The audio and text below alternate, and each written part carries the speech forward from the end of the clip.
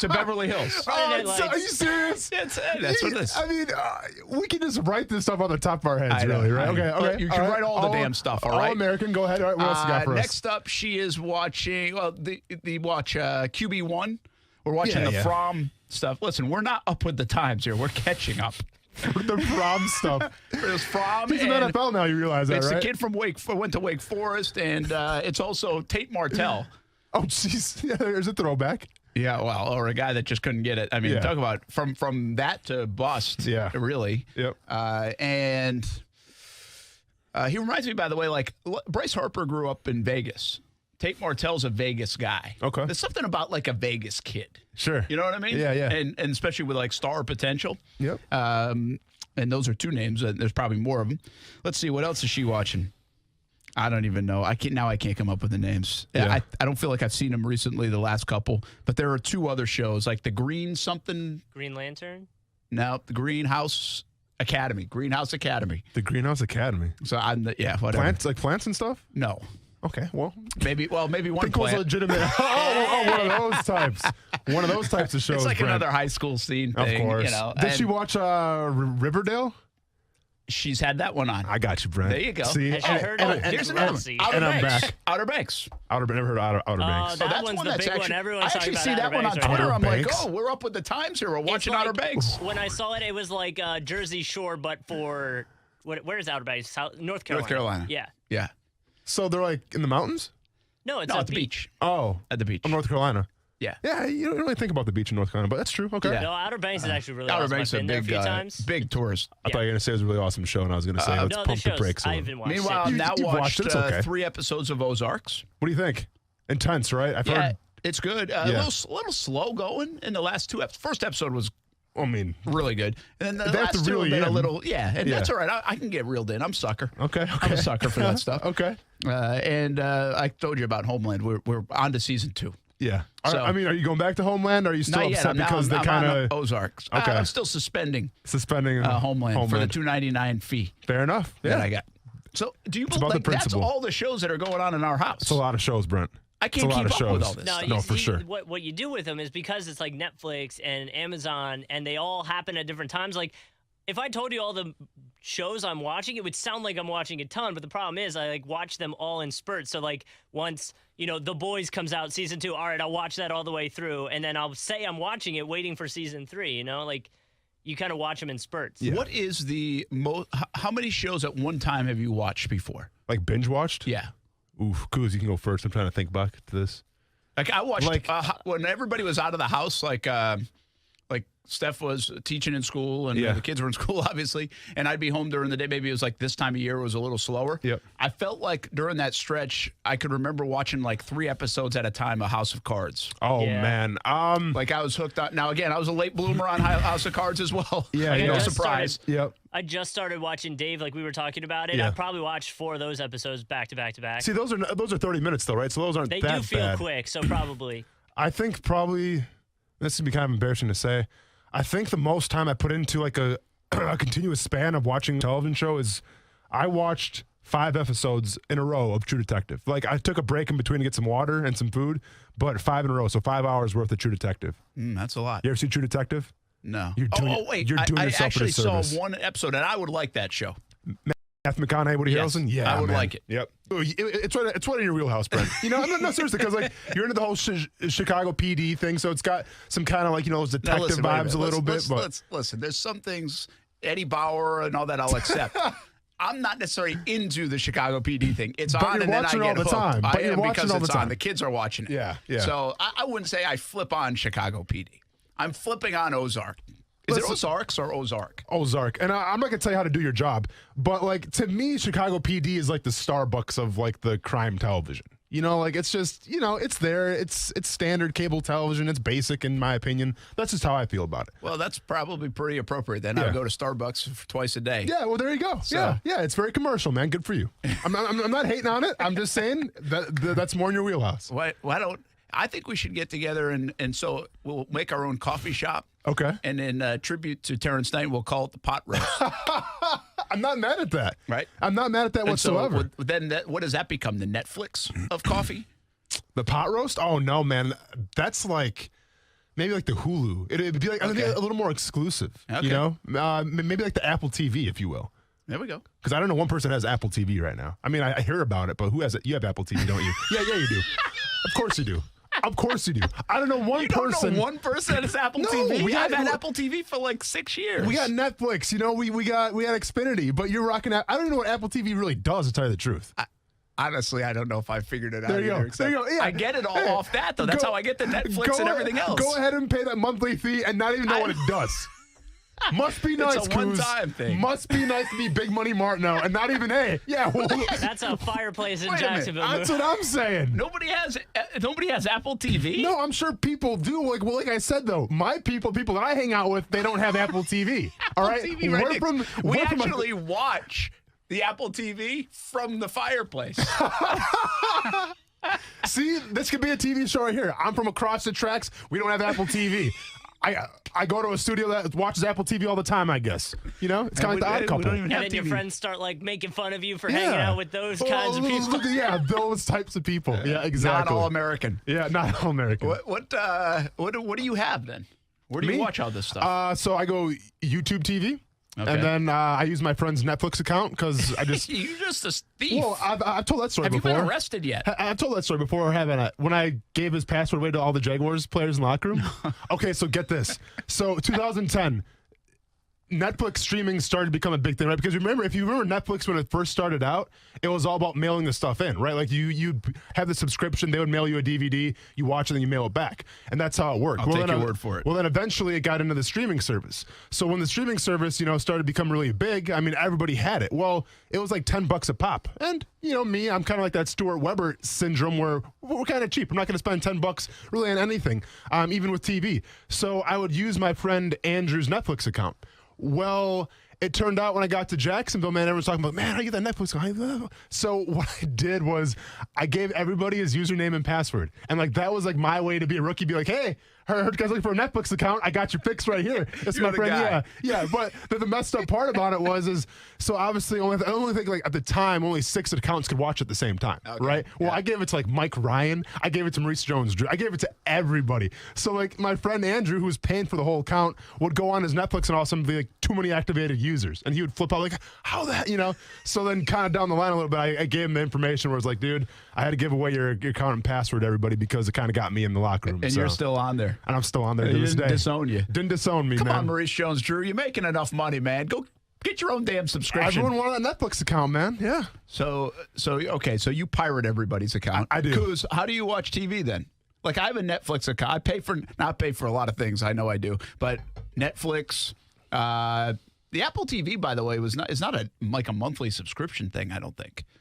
Asking the wrong guy. I think it's like a one-time buy. I'm using my parents' Netflix, Hulu, My man. Amazon. I think I got them to get Disney Plus. My man. I just bought this TV, this outdoor TV, and it comes with Go on. Roku.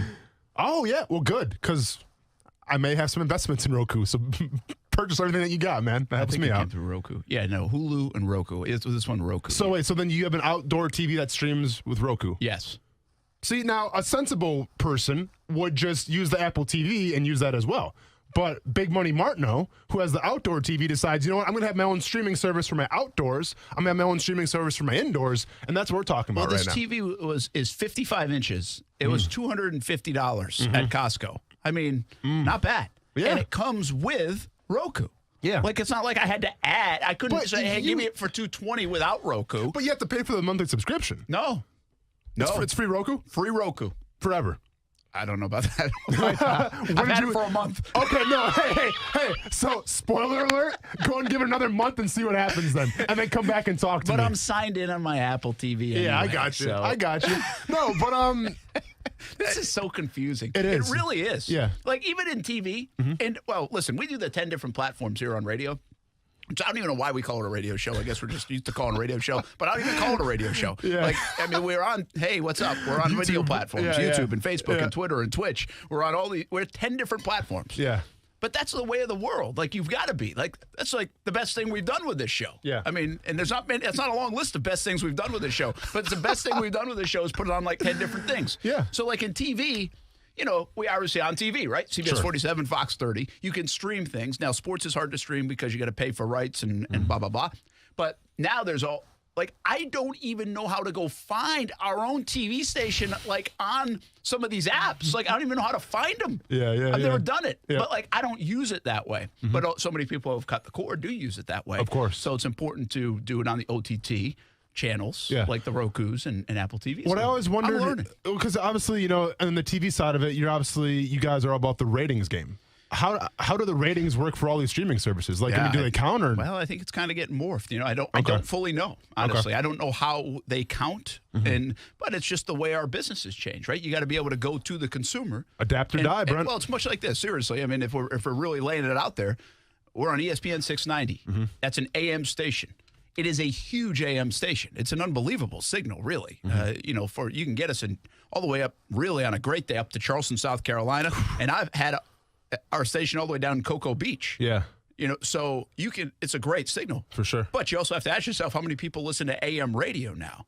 Some cars aren't even made with AM radio, so that's why we put it on. We have to go to the consumer, right, the listener, and like I said, it's a short list of best things we've done, but it was a good move so far. Brent, we have some interaction here on Twitter. At Raining Games asks our thoughts on NCIS. Yeah, I'm in. Yeah, whatever. Like, they're all the same. I understand. But, like, NCIS, I'm hooked. Like, I watch, that's on CBS. You should see the ratings NCIS does, by the way. Unbelievable. Blue Bloods is another one that does really well. Such a basic country we live in. But I asked you this, like, a couple weeks ago when I was talking about Chicago PD stuff. Yeah. Because, like, my whole family just stops what they're doing and will be mesmerized by, like, Chicago PD. Yeah. It's the same damn story over and over again. I don't care what you guys say. Criminal Minds, to me, is the best, like, crime show like it's that. It's good. I was into it. I was into it for a while. What is it about that, though, that we like? Like, that people, now you might not, but I mean. Because it's like cookie cutter. They're going to show a bad guy. They're going to try to figure it out. They're going to fail somehow, and then they're going to fix it. And they do it all in 50 minutes. I don't know what takes you so long, JSO. That's Brent Martineau. Hit him up on Twitter if you want to get a hold of him. I'm staying out of this one. With NCIS, and listen, let's talk about some sports here in a little bit. But with NCIS, though, I'll be honest with you. I guess I'm kind of like a lazy TV watcher where when NCIS first debuted, I remember like seeing like the preview or the trailer for it. And it was like NCIS coming to CBS or ABC this fall. And I remember seeing it like, all right, this seems like, and I got the letters mixed up. So I thought it was NCSI. So what I thought it was like the Navy version of CSI. So basically what they're trying to do is, they're trying to find all the bodily fluids. They're trying to find the blood and match it, but it's in the Navy. And that was then for me. So I didn't know it was actually like its own separate entity. I thought it was just like CSI for the Navy. Okay. I have an idea. So now with the crime shows, to bring it back to sports, full circle, Brent. Which crime show would the Jags be going into 2020? God bless you. I know. I've been there before. Everybody listen and be like, isn't this a sports show? Like, well, what the hell man. are you guys talking about? We're pop culture, too. We're in a pandemic. We're pop culture, too. Don't worry about it. Yeah. So what was the question, Kuz? Which crime show would the Jags be? Oh, my gosh. Because then you got to rank the crime shows and then figure out where you think the Jags and the crime shows line up. You can go first. Yeah, I don't even know where to begin. Yeah. One that's been discontinued? I'll tell you what, man. Well, Criminal Minds did just end. Minshew kind of has that aura and like that, just like you want to be in his presence, like a lot like Matthew McConaughey did in True Detective. Now, you've only seen one episode, but I'm sure you remember Matthew McConaughey in it. Very powerful performance. Like if anybody's going to be sitting at a table cutting little things out of Lone Star beer cans, 6 of them to be fair, it's going to be Gardner Minshew. Yeah, I would say, Gardner Minshew sure ain't CW. No. And he probably isn't basic cable. No. He's definitely on the Netflix, Hulu, he's HBO, Roku, baby. front. HBO at night. HBO, Showtime, front. Yeah. Right? Adult situations. Yeah. Apple TV. Apple TV. I hope Minshew has Apple TV. Come on. Have Apple TV, Minshew. Hey, so the next time you ask... I'm going to ask Here's what happened. Before it was the Tracy Chapman question, right? The first thing you said to Gardner Minshew during the interview, Tracy Chapman, fast car. Yeah. And then you answered, so now you got to ask him, don't even say what it's going to be about, just, hey, you have Apple TV. Apple TV. That'll be my next one for There it is. That's on the Zoom call when they make Gardner Minshew available. Now we're talking. Hey, I do have a Gardner Minshew topic. Yeah. And why not, right? Did you see the latest one? I love it. I've become, like, unhealthy and obsessed. I'm glad you said it. With Minshew Not getting enough love. I'm glad you said it because people around here were starting to murmur a little bit. Yeah. So I'm glad you can admit it. I actually don't know if I think Minshew might start murmuring a little bit about this. Like, golly. Yeah. My dad doesn't say this Pump about the brakes me, a little probably. bit. Yeah. But the latest one is an interesting one. How much do you believe in the numbers? The Pro Football Focuses of the world, and we'll give you the latest one. It does go back a little bit to the conversation we had in terms of staying in the pocket or not. But just the latest in a long line of, I think, some analytics and I think some stats and performance numbers that indicate I like Gardner Minshew as the Jags quarterback way more than a lot of other people do, especially around the country. I think a lot of people in Jacksonville like it, but not so much around the country. We'll get to that. Underappreciated Jags is a topic. I think Bill Barnwell wrote the story. And interesting who he had on there. I don't think people in Jacksonville would say who he had on there. Interesting. But it was really an underappreciated around the NFL. Who do you think some of the Jags underappreciated guys? Minshew might be near the top of the list if you look at the national scene. And so much more to come. We are going to be joined. I am fascinated with our local sports figures, and many of them that don't get enough love. There's a gentleman from Rains High School.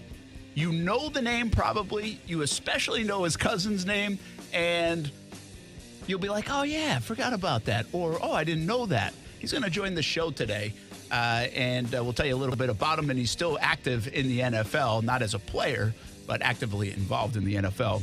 We'll have that story coming up in just a little bit. Action Sports Jax on ESPN 690. We'll talk sports, promise. No more Netflix and Apple TV. Brent Martineau, Austin Lane, Coos, a day after his birthday, here on ESPN 690. Action Sports Jax with Brent Martineau on ESPN 690 is brought to you by Best Bet Jacksonville and Orange Park. Now, the First Alert forecast on ESPN 690. Partly sunny, very warm and humid today with a few showers and thunderstorms developing this afternoon. Highs 85 to 90. Join me beginning at 5 p.m. for CBS 47 and Fox 30. Action News Jax from the First Alert Weather Center. I'm Chief Meteorologist Mike Burrish. Weather is brought to you by Beards Diamonds. Did you have to postpone popping the question because of the COVID crisis? Get 5 years, 0 interest now at Beards Diamonds. These days, the whole world is on the internet 24/7, on their phones, at work, even at the dinner table. It's the internet all the time. So why, when it's time to sell your home, does your traditional agent charge you 6% to list it on the MLS to other agents instead of targeting buyers directly online? That's why Rex was born. For a fee starting at 2%, Rex sells your home where buyers are looking, online, optimized by data-driven marketing, not the MLS. To get started, visit sellwithrex.com. That's sellwithrex.com. With Rex, selling or buying a home has never been easier. Price your home, get a virtual consultation, visit online open houses and showings, all from the comfort of your home with a few clicks of a button. Want to learn more? Visit sellwithrex.com or just use your phone and call 833-REX-HOME. 833-REX-HOME. That's 833-739-4663. License number CQ 1057788. Minimum fee may apply. Rex fully supports the principles of the Fair Housing Act and Equal Opportunity Act. Hey, boss, I brought the loot back from the warehouse. Uh-huh. And how many stops did you make with our stolen merchandise in the van? Stops? How'd you know, boss? 'Cause now I have something called Connected Car. Connected Car? Yeah, I got it through the Safe Touch security system we have at the warehouse. Wait, Connected Car is linked to the van? Yeah. Say you're a parent with a teenager you want to keep an eye on, or a boss who wants to monitor commercial vehicles. Or maybe you got an employee that likes to stop for fries and milkshakes when he should be coming straight back. It was onion rings. No stops next time. Got it. Jeez, Connected Car. Just add that to the reasons we have the Crooks of Us motto, stay away from Safe Touch houses. It's a long list. Here, I saved you an onion ring.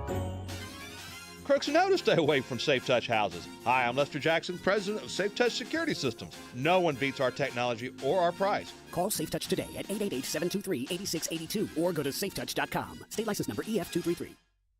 This is a CMG Open for Business report. During these changing times, it's challenging for businesses across North Florida, big and small, but businesses are adjusting to meet your needs in a safe and comfortable way. Here's today's list of businesses that are open for you. Wolfson Equipment, Consumers Electronics and Appliance, Signature Collision, Physical Therapy and Balance, Palatka Golf Club, Ferguson's Boat Works. If you're open for business, let us know by emailing us at openjax@cmg.com. Together, we're getting through this. Hi, I'm Nathan from Gordon Chevy in Orange Park. We're all about saving you money, especially right now, where we all need great deals to put smiles on our faces. So check out a hot new Silverado and save up to $9,500, or a new Equinox crossover and save up to $6,500. Plus, you can delay the first payment for up to 4 months. Check out the deals at GordonChevy.com, arrange for home delivery, curbside pickup, or visit us in our freshly cleaned showroom. We are here to accommodate. Gordon Chevy and the money-saving end of Blanding in Orange Park. Chevy, find new roads. Men, are the effects of hypertension, diabetes, or prostate cancer preventing you from having a satisfying love life? In just one visit, the doctors at Prime Men's Medical Center can help you overcome ED or PE to regain your confidence and have you last longer in the bedroom. Name brand pills don't work for many men and can have serious side effects. The highly skilled physicians at Prime Men's Medical Center provide custom blended medications that are safe, effective, and work immediately, regardless of your medical history or age. You'll see results on your first visit, guaranteed, or your consultation is free. So, if you have problems in the bedroom, call now for a private consultation. One call, one visit, one simple solution to regain your love life. Call Prime Men's Medical Center now at 904-206-8105. 904-206-8105. That's 904-206-8105. It was one of those miserable summer days around here, 90 degrees, and my air conditioner broke. Second summer in a row that happened to me. So I made a change, and I called Bold City Heating and Air. Why wait until your AC unit breaks like I did and you're sweating like I was? Find out if your house is ready for the heat right now. Call Bold City Heating and Air at 904-379-1648. Or visit boldcityac.com. The hot weather is on its way. It's inevitable. We know it's coming. Bold City Heating and Air is giving you $25 off annual maintenance. What does that mean? What do you get? Bold City Heating and Air will service, clean, and test your system to ensure it's working efficiently and will keep you comfortable this summer. All of that for $70. Take care of your family. Take care of your AC unit. Take care of you. Book your maintenance service now and save. Visit boldcityac.com or call 904-379-1648 to schedule. Save now and beat the heat with Bold City Heating and Air. This message is brought to you by Community First Credit Union. Stop for a minute. Relax. Take a breath. Jacksonville is going to be just fine. Things are changing, and change can be difficult sometimes. Change in how we live our lives, how we run our businesses, our jobs, our kids, our schools, our neighborhoods. But this is Jacksonville, and you won't find a more dedicated, compassionate, and caring community anywhere. From Nassau to St. John's, from West Side to the beaches, God knows we can weather a storm, and we can get through this as well. All of us at Community First realize that no one has all the answers to what we're facing. But after more than 80 years in Jacksonville, we do know this. Things get better when people stick together. So that's what we'll do, and we'll get through this to a better, brighter future in Jacksonville. Federally insured by NCUA. The economic difficulties caused by the current pandemic is affecting the survival of local small businesses. Many have had to close or greatly reduce operations. How well prepared are you to gear back up once conditions begin to improve? Will there be enough working capital to do so? Take advantage of this time to participate in a SCORE webinar or meet virtually with a counselor to get some ideas on developing a business recovery strategy. Register for a webinar or schedule a confidential mentoring session at jacksonville.score.org. If you're usually listening to ESPN 690 in your car, but your boss has you working from home this week, well, take us with you. Hey, what's up, everybody? It's Austin Lane from ESPN 690 and Action Sports Jax. Tell Amazon Echo or Google Home, play ESPN 690, and enjoy all that sweet listening coverage. Brent Martineau. You see him every day on CBS 47, Fox 30, Action Sports Jax. Austin Lane. He's a former Jag star and current MMA fighter. Broadcasting live from the Anajar and Levine studio. This is Action Sports Jax on ESPN 690 and ESPN690.com. All right, here's the deal on Action Sports Jax on ESPN 690. Brent Martineau along with former Jags player, current MMA fighter Austin Lane. On Friday, I'm putting together a show to celebrate Jacksonville baseball, and really all week long, but especially on Friday. We're going to have a ton of guests on, and I think I've been here 12 years, and I believe there is so much talent from here in Jacksonville, but it's underappreciated. I think it gets taken for granted. Some of the guys that have made it to the bigs, some of the guys that have signed professional contracts, the local college baseball, the talent around here is unbelievable. I'm a little biased. I love baseball. Obviously, my kids are playing ball, baseball, and softball, but I've always thought that. And we're going to have some fun conversations about baseball. We're going to have a really fun conversation right now because he's kind enough to take a few minutes and join us to help us kick off the celebration of local baseball. And he might be Mr. Baseball. When you think about Jacksonville, you think about this guy right here, and that is Hall of Famer Chipper Jones. Welcome to Action Sports Jacks on ESPN 690. Chipper, thanks for taking a few minutes. No, it's my pleasure, guys. How y'all doing? Doing fantastic. Good. And obviously, you're a DeLand guy. You're an Atlanta guy. But how much do you feel a connection to the city of Jacksonville and obviously the Bowl School?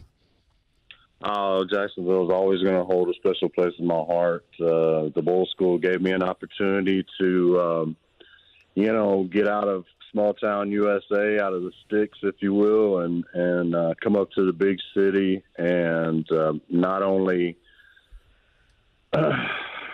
further my career athletically, but also academically. The Bowl School was, I boarded there for 3 years, and it was not only 3 great years, but 3 very important years in teaching me how to manage my time, my money, my athletics, my academics, and really grow up fast. I mean, I went through basically the college process at 15, 16, 17, 18 years old, where most people don't leave home and go to college until they're 18. So I had to grow up fast, and I had to mature. I had to, I was going to my public school in my hometown, making A's and B's and not cracking a book. And now all of a sudden I got 3 hours of homework a night and AP classes, and I quickly dropped the AP classes and took the regular classes.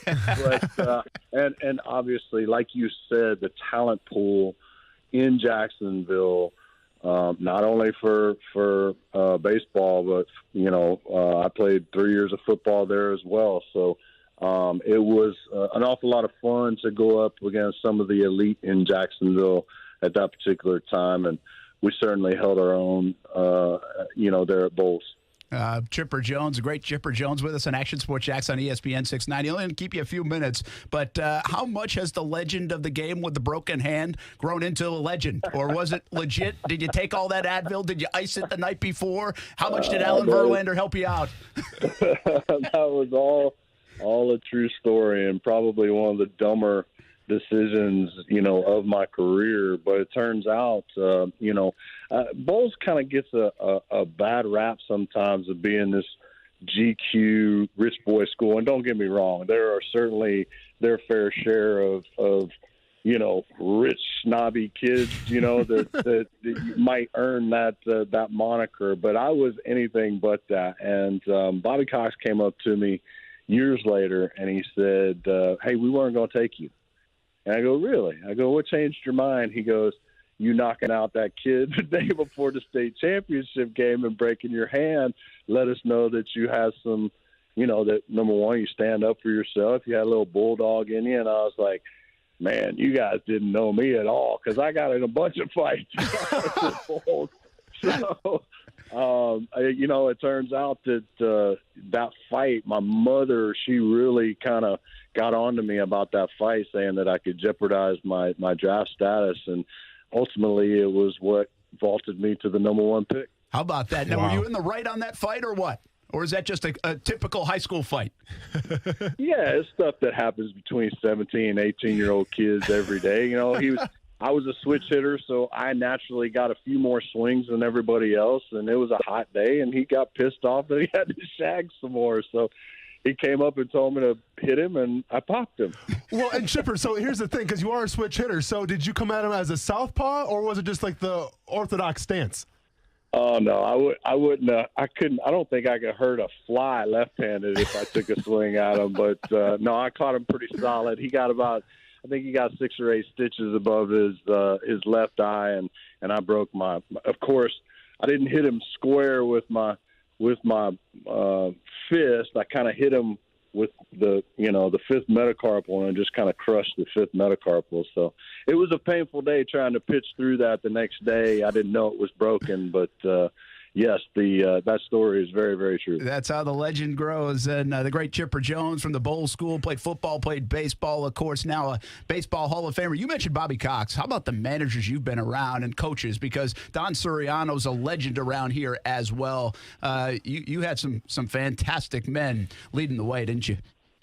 I really did. You're talking about when you lump my father in there, probably the 3 greatest baseball men that I've ever known, and I spent 23 years in professional baseball, and only one of them has professional experience. So I think if I can honestly say this, and I've said this all along, if I were to get a managerial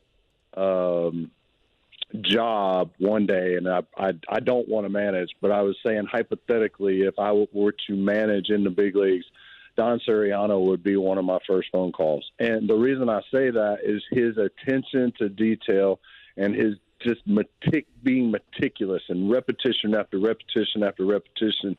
You've got to have that on your coaching staff. It's something that I think the Braves have.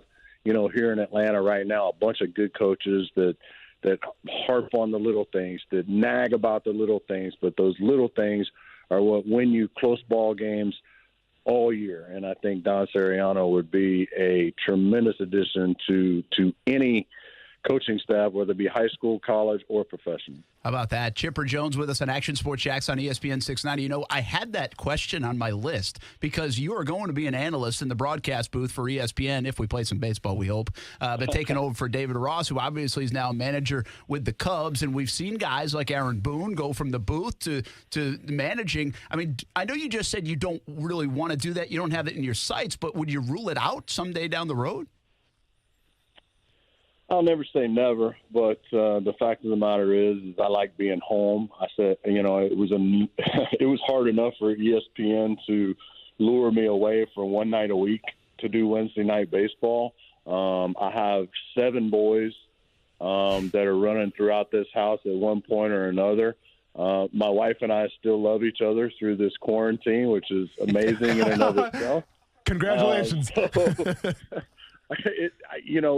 Coaching is almost a bigger time consumption type of thing than playing. The coaches are there before the players. They usually don't leave until after the players. They're constantly having meetings during the off season, and I'm just not willing to commit that kind of time. I think I'd be selling my team, my organization, and the job short if I were to agree to it at this point because my heart just wouldn't be into it.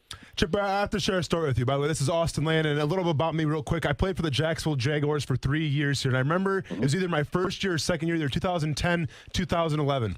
We're sitting in the training room, and usually the way it works is one guy controls the remote. And obviously we had a big country offensive tackle that was controlling the remote. We turn on the outdoor channel, and we just so happened to see you bow hunting. Now, there was a big debate, is that really Chipper Jones? And I'm like, well, Chipper Jones doesn't hunt. Like, he's playing baseball. Like, what are we talking about? Well, it turned out to be you. So my question to you is, what's more nerve-wracking, trying to take down that big buck with a bow, or let's say bottom of the 9th, 2 outs, and you're up to bat? What's more nerve-wracking? That is a great question. I'm gonna side. Okay, so my domain, and you're a professional athlete, so you get it. You get it as well. Your safe place, your safe domain is what you've done your whole life. Okay, and correct. I have played baseball. That's where I feel most comfortable. If you put me in the box, I would much rather be, in the box against a Randy Johnson or a Roger Clemens. I'm right at home. I'm relaxed. I don't really feel it. Bro, if you get a monster buck coming at you from 500 yards and you got like 5 or 10 minutes to think about it, and you're up in that tree and you're locked on and, you got a camera over your shoulder, man, that is nerve-wracking because you put in a lot of time. You work as teammates to get yourself in position, and you don't want to let him down. Yeah. And I feel a lot more comfortable with a bat in my hand than I do a bow, but it's something that I love to do. Bow hunting is what kind of recharges my batteries. It's cathartic. We get up there and, there's no cell phones and, there's no TVs, there's no distractions. It's just a time to reflect, and some of my most important decisions have been made. I know, as crazy as it sounds, 20, 25 foot up a tree, just sitting there kind of taking in everything that there is that God gives us on this green earth. I love the passion, the excitement in your voice when you're talking about that a bit. No doubt about it. You can tell you love the outdoors, and we knew you loved the outdoors. Hey, we're going to keep you for 2 more questions. I know we got to let you run. I appreciate you jumping on with us. We're going to celebrate local baseball, and you're a huge part of it. I felt like I couldn't do this thing this week without Chipper Jones, so thank you very much for taking the time. Along those same lines, Maddox, Glavine, Smoltz in their prime, who would you not want to face? Oh, or would Maddox. you hit off all of them because you're such a dang good hitter anyway? Well, I mean, I got knocks off of 2 of the 3. I never faced Smoltzy, but we used to face those guys in spring training every year. And the one guy that I hated facing was Maddox. He was a surgeon out there. He had tremendous movement on his pitches. He had tremendous angle on his pitches. Smoltzy had really good angle, but he threw everything hard, and I always took pride in you can't throw it hard enough to get it by me. Glav was kind of frustrating to face. Glavine was actually the only one I ever hit a home run off of when he went to the New York Mets. But I would probably have to say in their prime, Maddox. Now, if it was 7th game of the World Series and we had to have a win, I would want Smoltz on the mound, because the brighter the lights, the better John Smoltz was, as you saw a couple of times, whether he threw a gem in Pittsburgh in 1991 against the Pirates in Game 7 to lift us to the World Series, and then obviously that epic Game 7 in Minnesota with Jack Morris, where we lose 1-0 in Game 7. So Smoltzy could turn on and off whenever he wanted to. Chipper, I got to ask you one last question, man. So obviously growing up with you in my house, Ozzy Osbourne Crazy Train was huge. You always walked up to it. Is it still part of your playlist now, or is it kind of the point where it's Ward is welcome and you've gone on to new songs? 100%, man. It's like people stopped what they were doing whenever they heard that song in the stadium and knew that I was coming up. I think the fact that I watch the New England Patriots run out to the field, Ozzy Osbourne every Sunday. They're in New England. So, and I got it from Larry Walker. I asked permission if I could have it from him. Now, think about this: Montreal's Olympic Stadium. Okay, all 3,000 fans that may have showed up in attendance, but Ozzy Osbourne echoing through Olympic Stadium. It was freaking awesome when I was a kid. And whenever the Braves said we're going to start walk-up music, I was like, I got to ask Larry Walker if he'll let me have it, because I think it is the most awesome song. Gets everybody pumped up for an AB. I love it. Great story. Hey, Chipper, all I wanted to find out from you today is the secret of hitting. Austin's coming at you with Ozzy Osbourne and fight stances here. That's what we get on our show, and we appreciate you joining us. Hey, are they going to play big league ball? Put your analyst hat on. You get 20 Wednesdays. Well, maybe not as many. Really tough spot for the players because principally I think they might be right. But obviously from public perception, everybody just wants to see ball. It's a dangerous spot for the players right now, isn't it? Yeah, I'm a little less optimistic than I was a week or two ago. Obviously, having Blake Snell come out and say what he said, that wasn't a real good look for the players. I think if he had stuck to the narrative of just sticking to the health aspects and being concerned about the spread and whatnot, that might have come off a little better. But the last thing 30 million out-of-work Americans want to hear about is, some millionaire baseball player complaining that he's only going to get 25 or 30% of his contract that year, and he's not going to play. So, it didn't come off good. I think that there's a lot of smarter people than me making decisions. But I just think it's going to be a logistical nightmare. I hope July 4th is day one, but I'm a little less optimistic than I was a couple of weeks ago, simply because they're bickering about money and revenue sharing right now.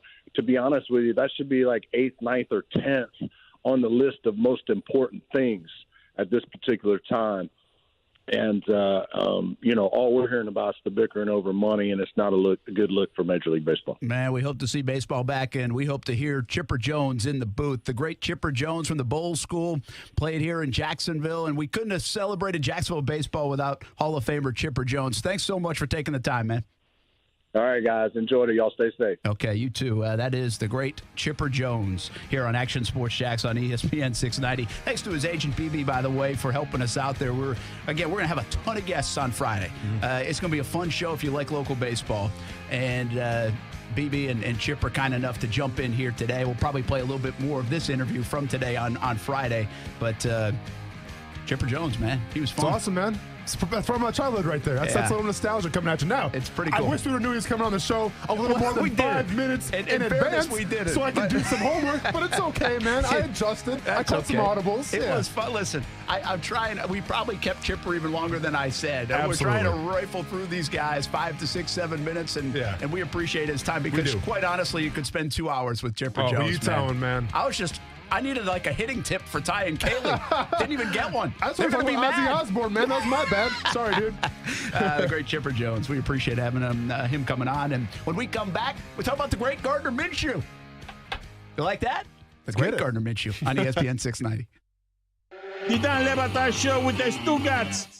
Judge Judy is set to end after the show's 25th season, but that doesn't mean Judge Judy is going away. The Mega Millionaire syndication queen will begin production on a new show called Judy Justice. Oh, you know who made the decision? Viacom. They're clearing her off the books to make room for Romo. It's a good guess. Tap space. You want more from the Dan Le Batard Show? Check out the podcast, wherever you get your podcast. I think you're going to like the sound of this. You're free to enjoy Memorial Day weekend. Free to shop in person at Arlington Toyota. Free from payments until 2021. That's no payments until 2021 on a new and used purchase this Memorial Day weekend at Arlington Toyota. And with every new and used purchase from Arlington, you get the Arlington Toyota $5,000 Advantage Club packed with rewards, savings, and benefits like a lifetime warranty with unlimited time and miles on new purchases. Want even more good news? How about Arlington's 30-day exchange policy? That's 30 days to love your ride or exchange it. Plus, with Arlington's Credit for Everyone program, if your Beacon scores from 450 to 850, Arlington's getting almost everyone approved. As always, your safety is Arlington's top priority, and they're closely following all CDC guidelines for your total peace of mind. This Memorial Day weekend, enjoy no payments on new and used till 2021, thanks to our friends at Arlington Toyota, 10939 Atlantic Boulevard, or online anytime at arlingtontoyota.com. Visit arlingtontoyota.com/Memorial Day savings for full details. All right, boss. This is the house I've been casing for the last week. It doesn't have safe touch security, and the owners are out for the whole night. Out for the night? Oh, kind of good to hear that phrase again. Yeah, it is. Especially for us crooks. Now we get to go back to work. Yep. All we gotta do is find houses without safe touch security, go around it. What are you doing? I'm putting on my mask. You're putting a surgical mask over a ski mask. Well, the ski mask has holes in it. All right, whatever. Boss, I've been wondering, why doesn't everyone have safe touch security? I mean, look at this house. If they had safe touch, we wouldn't even be here. See, what you're doing right now is called looking a gift horse in the mouth. Listen, Seabiscuit, just follow me and stick to the Crooks or Us motto, stay away from safe touch houses. That's the plan. Crooks know to stay away from Safe Touch houses. Hi, I'm Lester Jackson, president of Safe Touch Security Systems. No one beats our technology or our price. Call Safe Touch today at 888-723-8682 or go to safetouch.com. State license number LVA 4188. Take a look out your window right now. Things appear basically the same, but you know they're not. Same with your business. There have been changes, some might even be permanent. Only time will tell. But in the meantime, how will you respond? Stay the course, or will you explore the new opportunities in front of you? At Cox Media Group Jacksonville, we know that those who explore often discover wonderful new things. If you're willing, we're able to help. Contact us at 245-8732 or email buildjax@cmg.com. And let's build Jax. Redbox has entertainment when you need it most. Watch Margot Robbie take us inside the twisted mind of Harley Quinn. Don't miss Birds of Prey. Working apart from the Joker, Harley Quinn teams up with Black Canary, Huntress, and Detective Montoya to stop a brutal killing from Black Mask, Gotham City's most ruthless crime lord. Let Redbox bring you together, because connection is everything, now more than ever. Make it a movie night and visit redbox.com for all the ways to watch. Prices may vary by location, subject to applicable taxes. Additional terms at redbox.com. Hi everyone, I'm Kim, Client Relations Manager here at Reliant. Reliant has always been focused on the customer experience. Reliant has been a leader in the industry when it comes to using technology to connect with our clients whenever needed. So while everything around us continues to change and other contractors are scrambling to adapt to the new normal, Reliant remains steadfast, ready to serve our clients. Our client coordinators are available to discuss your roofing, solar, and hurricane shutter projects, so give us a call today. This is a CMG Open for Business report. During these changing times, it's challenging for businesses across North Florida, big and small, but businesses are adjusting to meet your needs in a safe and comfortable way. Here's today's list of businesses that are open for you. Maudlin International Truck and Trailer, The Preferred Group, Preferred Roofing and Preferred Building, The Blinds Guys, Gutter Helmet, Expert Glassworks. If you're open for business, let us know by emailing us at openjax@cmg.com. Together, we're getting through this. Hey everybody, this is Brent Martineau from Action Sports Jax on ESPN 690. Hope you catch the show Monday through Friday from 3 p.m. until 6 p.m. But if you can't catch it, or if you want to go back and listen again, check out the Action Sports Jax on ESPN 690 podcast. Just search ESPN 690 in your podcast app.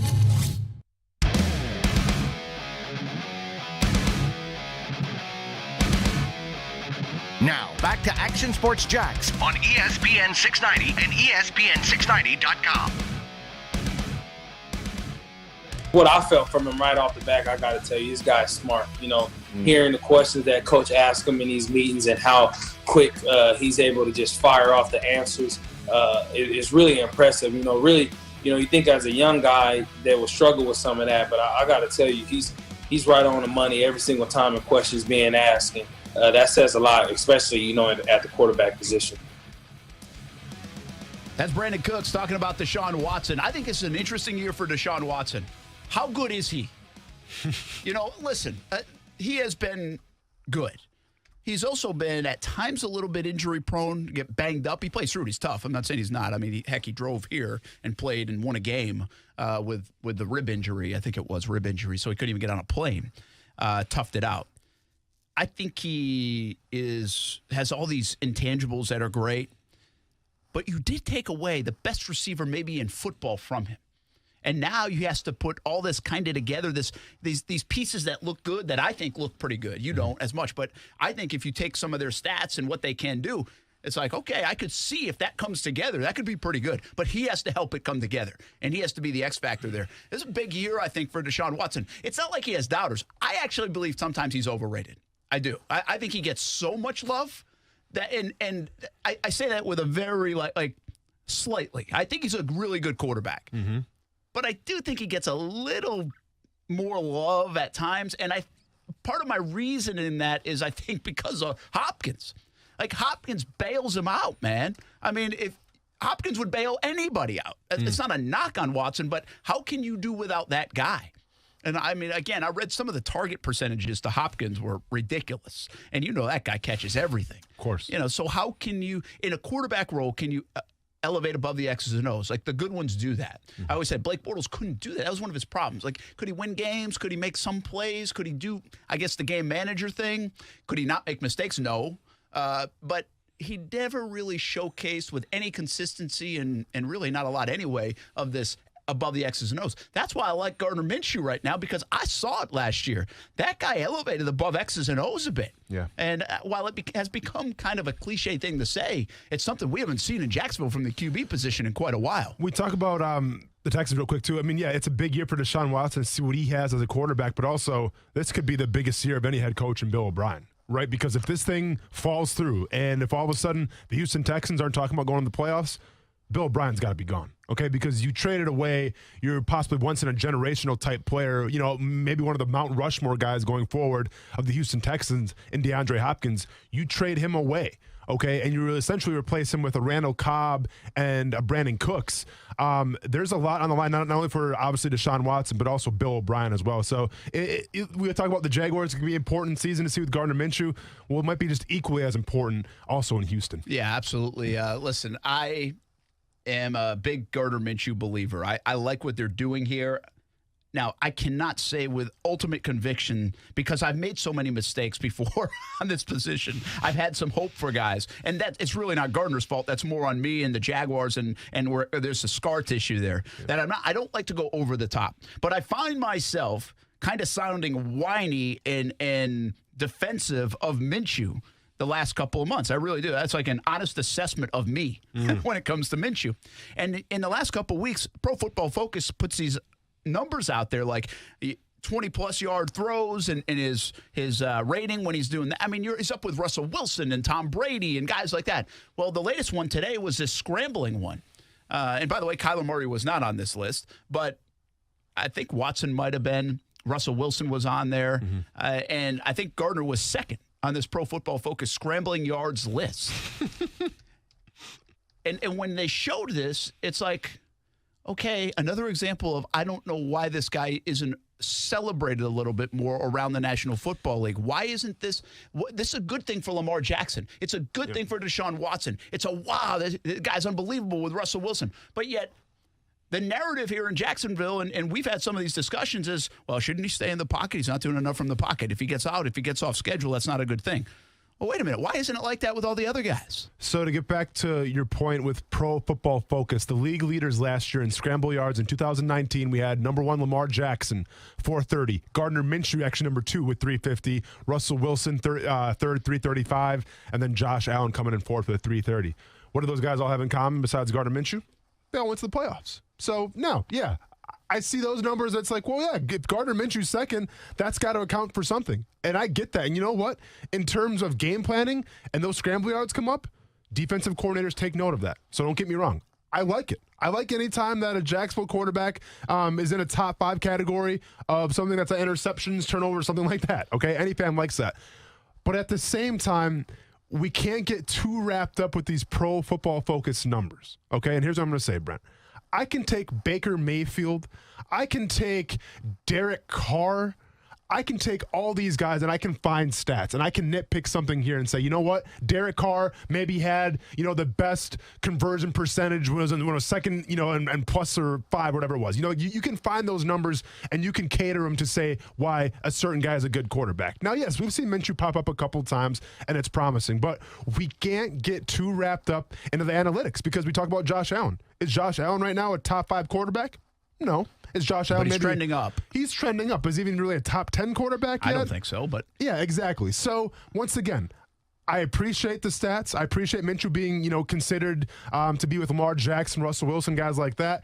But we cannot get too wrapped up in all these little low-key stats, I think. Listen, I'm also not sitting here and asking for my client, Gardner Minshew, to be recognized as like a top 5 or 8 quarterback in the NFL. They're not giving him a damn chance to have a season where he'll be the guy after this year. Nobody is. Everybody's in the if your quarterback is considered halfway decent, nobody's predicting you to go 2-14.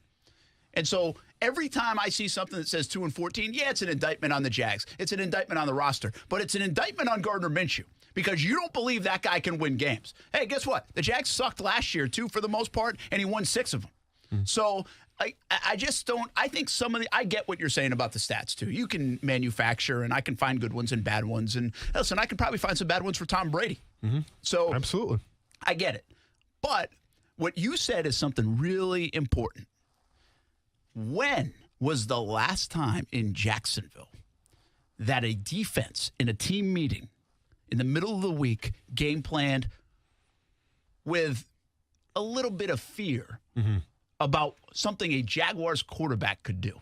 And you know what? You can kind of tell me, convince me to be Blake Bortles back in 2017, but I'm going to say nay. Because to me, if you're a defensive coordinator back in 2017, stopping Leonard Fournette, stop them from pounding the rock. That was the main focus right now. Now, don't get me wrong.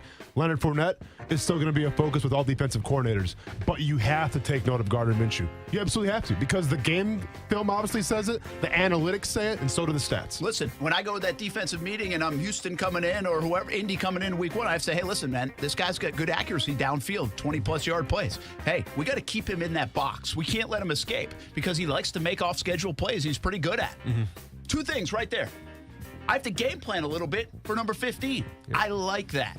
Jaguars haven't had many guys on offense in general that you had to game plan for. That's why I don't think Fournette really does get enough credit, because he's the first guy in a long time they've actually had to game plan for. Mm-hmm. Well, now they might have multiple. Chenault, even the Chris Thompson factor. Chark, man, DJ Chark. Chark is a Pro Bowler, and even their quarterback for the first time in a long time. That's why I like it. I believe in him. You should too. That's my pitch. Campaign 2020. When we come back, one of the great football producers in the country is right here in Jacksonville, Florida. I'm not sure you've heard of this guy very often. He joins us next on ESPN 690. It was one of those miserable summer days around here, 90 degrees, and my air conditioner broke. Second summer in a row that happened to me. So I made a change, and I called Bold City Heating and Air. Why wait until your AC unit breaks like I did and you're sweating like I was? Find out if your house is ready for the heat right now. Call Bold City Heating and Air at 904-379-1648. Or visit boldcityac.com. The hot weather is on its way. It's inevitable. We know it's coming. Bold City Heating and Air is giving you $25 off annual maintenance. What does that mean? What do you get? Bold City Heating and Air will service, clean, and test your system to ensure it's working efficiently and will keep you comfortable this summer. All of that for $70. Take care of your family. Take care of your AC unit. Take care of you. Book your maintenance service now and save. Visit boldcityac.com or call 904-379-1648 to schedule. Save now and beat the heat with Bold City Heating and Air. Out of sight, out of mind still holds true. When things disappear from your day-to-day life, you think about them less and less. This includes your business. Yes, things are difficult, but if your customers aren't thinking about you now, how can you be sure they will be when this is past? At Cox Media Group Jacksonville, we make sure they will. We'll help you stay on the mind of your customers and even get into the mind of some new customers. Contact CMG Jacksonville at 245-8732 or email buildjax@cmg.com and let's build Jax. One-to-One Financial is Jacksonville's hometown credit union, and we've been helping people improve their lives and start businesses in this community for more than 85 years, longer than any other local institution. Like our name says, we work one-to-one with everyone, no matter their background, and we offer the best rates on loans and savings accounts, free debt counseling, plus no-cost financial planning. Learn more and join us at one-to-one-fcu.org, federally insured by NCUA. This is a CMG Open for Business report. During these changing times, it's challenging for businesses across North Florida, big and small, but businesses are adjusting to meet your needs in a safe and comfortable way. Here's today's list of businesses that are open for you. Crabtree Plumbing, North Florida agency Bacon Insurance, EnviroPure Restoration, Tim's Mobile Service Trailer Repair. If you're open for business, let us know by emailing us at openjax@cmg.com. Together, we're getting through this. Hi everyone, I'm Kim, Client Relations Manager here at Reliant. Reliant has always been focused on the customer experience. Reliant has been a leader in the industry when it comes to using technology to connect with our clients whenever needed.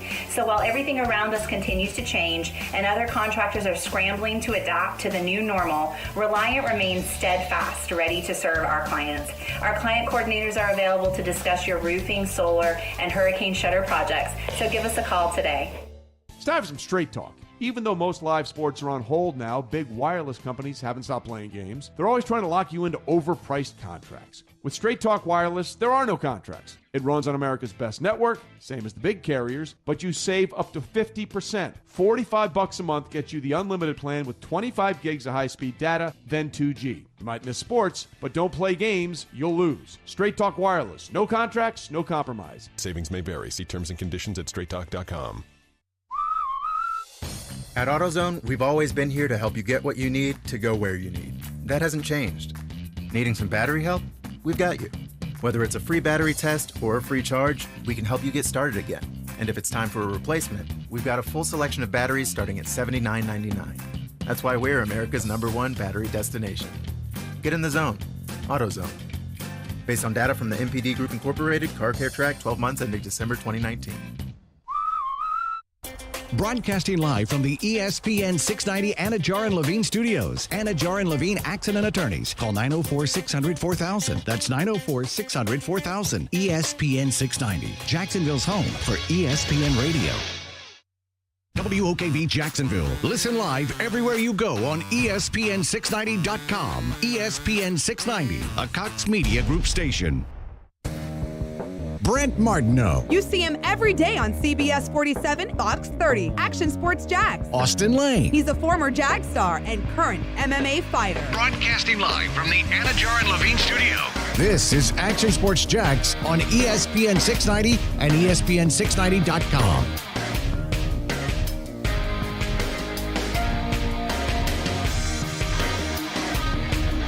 Now to have him on the team, man, it's incredible. And then, I had a lot of people who reached out to me who did play with him. So I'm gonna love him as a teammate. He's a great guy. Don't get caught up in all, the hype and stuff about, him being a superstar and all that. He's just a humble guy. He's just one of the guys in the locker room. And so far, that's what it's been like, to finally, have a guy who with that championship pedigree on our football team, man, it's gonna be a blessing to be a part of. Hopefully I can learn a lot from him, and hopefully, he can take us to the promised land, and which is in Tampa this year. So that'll also be a great thing as well. Was that Levante David or Devin Bush? David. We were talking about their Tampa Bay defense, but I didn't know which one you were playing. Yeah. Does anybody care about the Tampa Bay defense? Who? Name 4 guys on the Tampa Bay defense. And Ndamukong Suh. Levante David. Levante David. Devin Bush. Devin Bush. Shaq Barrett. Shaq Barrett. Should probably have led the list. It's a good call. Oof. Corners I'm kind of struggling with. Hargraves is gone, right? Yes. Dang. Yeah, that's all I got. Sorry. You got any more, Brent? No, I wasn't even thinking about it, really. I was just putting you on the spot. Didn't even cross your mind. Coos, call that number, and we'll get our next guest on at the top. I just texted Coos and said, whoa, okay. Oh, by the way, we're going to have Greg Coleman on. Jason Pierre-Paul would have been a name, too. Very good. Yeah. He's still there. But talk about a guy you kind of forget about, but he was in my draft, 2010. Thought his career was maybe over. Yeah. And bounced back nicely. Yeah. I'm not going to lie, man. The first time I ever met Jason Pierre-Paul, we were flying in for the combine in Indianapolis, and he was in the airport. And, obviously it's instinct, right? When you're at the combine, you size each other up a little bit, and you can see what this guy's got, And I knew who Jason Pierre-Paul was. I saw the backflip video where he does it 25 times. I couldn't do it one time, so he had me beat there. But I remember, walking past, Jason Pierre-Paul during the bag check. I'm just like, yep, makes sense. Makes sense why he probably going to be a first-round pick. Really? I mean, his arms, dude. How many guys have you're a big guy, 6'6", 245, but how many players have you done that where it's over the years? Like, you look at a guy like, whoa. Okay. Like, I'm big, but that guy's real. Like, Calais comes to mind, right? Calais Campbell for sure. Yeah. Off the top of my head, Greg Jones, obviously. Oh, yeah, good call. Captain America, built like a G.I. Joe. Greg Jones sticks out to me. Brandon Jacobs from the New York Giants, running back. That dude, listen, we played against, who's the guy from Cleveland, the running back? Cover Madden. I can't believe I can't remember his name. What is his name? Had the one great year. Yep. Oh, come on. I got it, man. Hang on. I know we're struggling, man, and I apologize. I bet our next guest could find Peyton Hillis. Peyton Hillis, yeah. So, Peyton Hillis was a bigger dude, but, dude, Brandon Jacobs coming in at 250 pounds, squatting a house, runs like a 4'6", 4'7", coming in the A-gap to meet me, running a pirate technique. Woo! Yeah, so. Well, kind of like Derrick Henry now. Kind of like Derrick Henry now. Good call. And by the way, Derrick Henry looked like that in 8th grade. So I've heard. I'm serious, man. We would go cover. I'd go up to Yulee. Yeah. And every year we'd go out and do something with Derrick. Yeah. In 8th grade, he looked like that. In 9th grade, he looked even bigger. In 10th grade, he looked even bigger. So what you're saying was like Andy Reid with the punt pass and football competition when he back in the day. Like he just kind of outsized everybody. Derrick Henry the same way, except playing high school football. A few less donuts for Derrick. A man amongst boys, though, to say the least. We almost had to phone a friend there on the Peyton Hillis I know, front. man. I wonder if Greg Just Coleman would have been able to bail us out. He joins us on Action Sports Shacks on ESPN 690. We were searching for Peyton Hillis, Greg. You guys were struggling, man. And Austin, you ought to be ashamed of yourself. I mean, you got hit in the head too many times, man, trying to, fill in that A gap. But you pulled it off. You pulled it off. You made it work. Hey, this, by the way, you'll get a little trash talking already from Greg Coleman. Probably just got off the golf course. Okay. And it comes from a punter, man. I know, it comes man. from a punter. He's going to bring it here on the show today. Guys, listen. Punter was my position. Just because I was a punter that happened to be a great athlete shouldn't be penalized. All right. So so don't start that stuff with me. All right. But no, it's good to be with you guys, man. If you can't have fun during these times during this pandemic and the COVID-19 and all of that stuff, man, you got to find something to escape, to laugh, to have a little brevity, and you guys bring that to this audience. Greg Coleman with us here on Action Sports Shacks on ESPN 690. All right, we got to go in the history books a little bit here, and I've been around since 2008, so I always learn a little bit more about Jacksonville history. We're doing a big baseball show on Friday. I've been having a lot of fun looking that kind of stuff up. John Bachman down at on the news desk for CBS 47 and Fox 30 knows Greg very well, and we've been talking about Greg for a while, so he connected us. And Greg's down in the area, back in the area, from Jacksonville, went to Raines High School, played at FAMU, played for the Minnesota Vikings, drafted by the Cincinnati Bengals, and still very much involved with the broadcast crew of the Minnesota Vikings. How many folks do you have to remind of your story, Greg? I don't know, Brent. I mean, it comes with the territory. It comes and goes. I mean, especially if you're not from this area. Yeah. If you didn't focus on the old NFC Central division, which is now the NFC North, which is where I spent most of my time. You mentioned being drafted by Cincinnati, but didn't make it that first year after being drafted by FAMU, but came back and taught school here in Jacksonville. Also had a brief stint in law enforcement with the state attorney's office as an investigator. So, my roots go far and deep here. Even though I've been in the Minnesota area for the last 30, 35, 40 years, this has always been home because I would always come back. Mom was here, family was here, and obviously every year coming back to announce the Bob Hayes track meet. I think I've only missed one. That's when my daughter got married years ago. But since I graduated from Raines, I've come back. Actually graduated from FAMU in '76. I've come back and I've been the announcer for the Bob Hayes track meet all of those years. And Bob and I developed a relationship. Obviously, the FAMU connection, the coaches here in the Jacksonville area. It's a very close-knit community. And got a chance to know Bob outside of his fame, being the only man to win a gold medal and a Super Bowl ring, the only man in history to win a Super Bowl ring and a gold medal. So this community is rich and deep with great athletes and great stories. You can start from A to Z, and it just goes on and on. And I just happen to be one of the fortunate ones to have come from this community. It's been good to me, and hopefully I've been good to it. But there's no place like home. Absolutely. Greg Coleman with us on Action Sports Shacks on ESPN 690. And Greg, I love this. I told you I've been here since 2008, but I'm from Rhode Island. If a guy out of Rhode Island makes it to the big leagues or makes it to the NFL or, heck, goes to a Division I school, it's like breaking news in the lead story. Around here, it's like on the last page. I mean, it's just like another guy. It's unbelievable the talent that it comes out of here in all sports. But you talk about Rains High School, and again, I just don't know if we celebrate it enough sometimes. From Brian Dawkins, who we now know is in the Hall of Fame, to you and your cousin Vince Coleman, who actually played football before becoming a star in Major League Baseball. And the names go on. And Duran Wiley has brought him back to prominence as of late, and now he's no longer the coach, but a couple of state titles, which I'm sure you're proud of. But Rains has been just a factory. What is it about Rains High School over the last, maybe 3 decades, if you will, maybe 4, that has produced so much NFL talent? It's pride and respect. Having pride in your community, respecting the history and the tradition. I mean, I can remember when Rains first opened, it was not called Rains High School. It was called School 165 because that was the name of the school at that point before it officially got its name.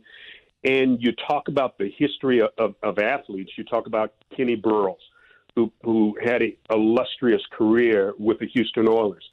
Harold Carmichael, recently named to the NFL Pro Football Hall of Fame. And the list goes on and on and on. But let me tell you this quick story. When we were in high school, junior high school, we used to come back, and it was almost like an NFL training camp up at Rains High School.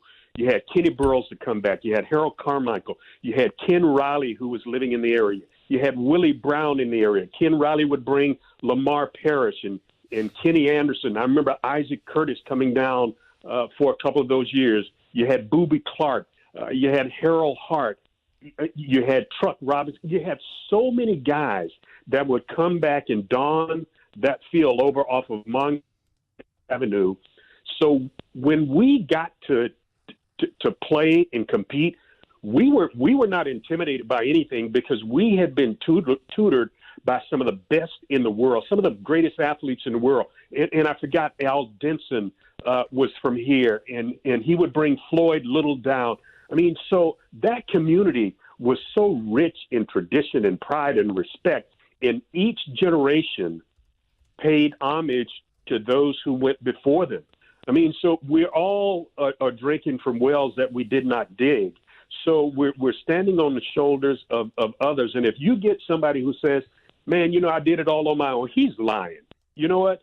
We all pay homage to somebody who came before us, who paved the way. And that's all we're doing. We're paying it forward, man. And Rains High School is let me tell you this.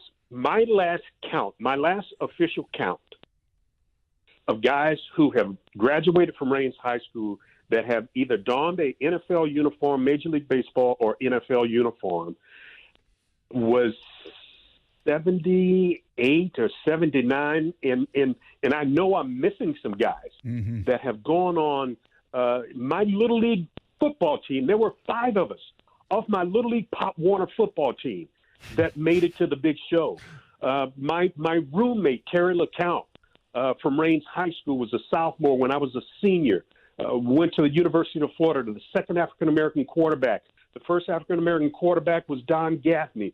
The tradition of the Gaffney brothers and LeCounts, and I mean, the list just goes on and on and on, man. You don't have enough time on this show to really talk about the history of Rains High School. Yeah, I know it. And it's something, it's amazing when you talk. Greg Coleman with us, went to Rains, obviously played in the NFL for a long time as a punter, most notably with the Minnesota Vikings, still involved with the NFL and the broadcast team, and as a Jacksonville guy back in the area and kind enough to join the show.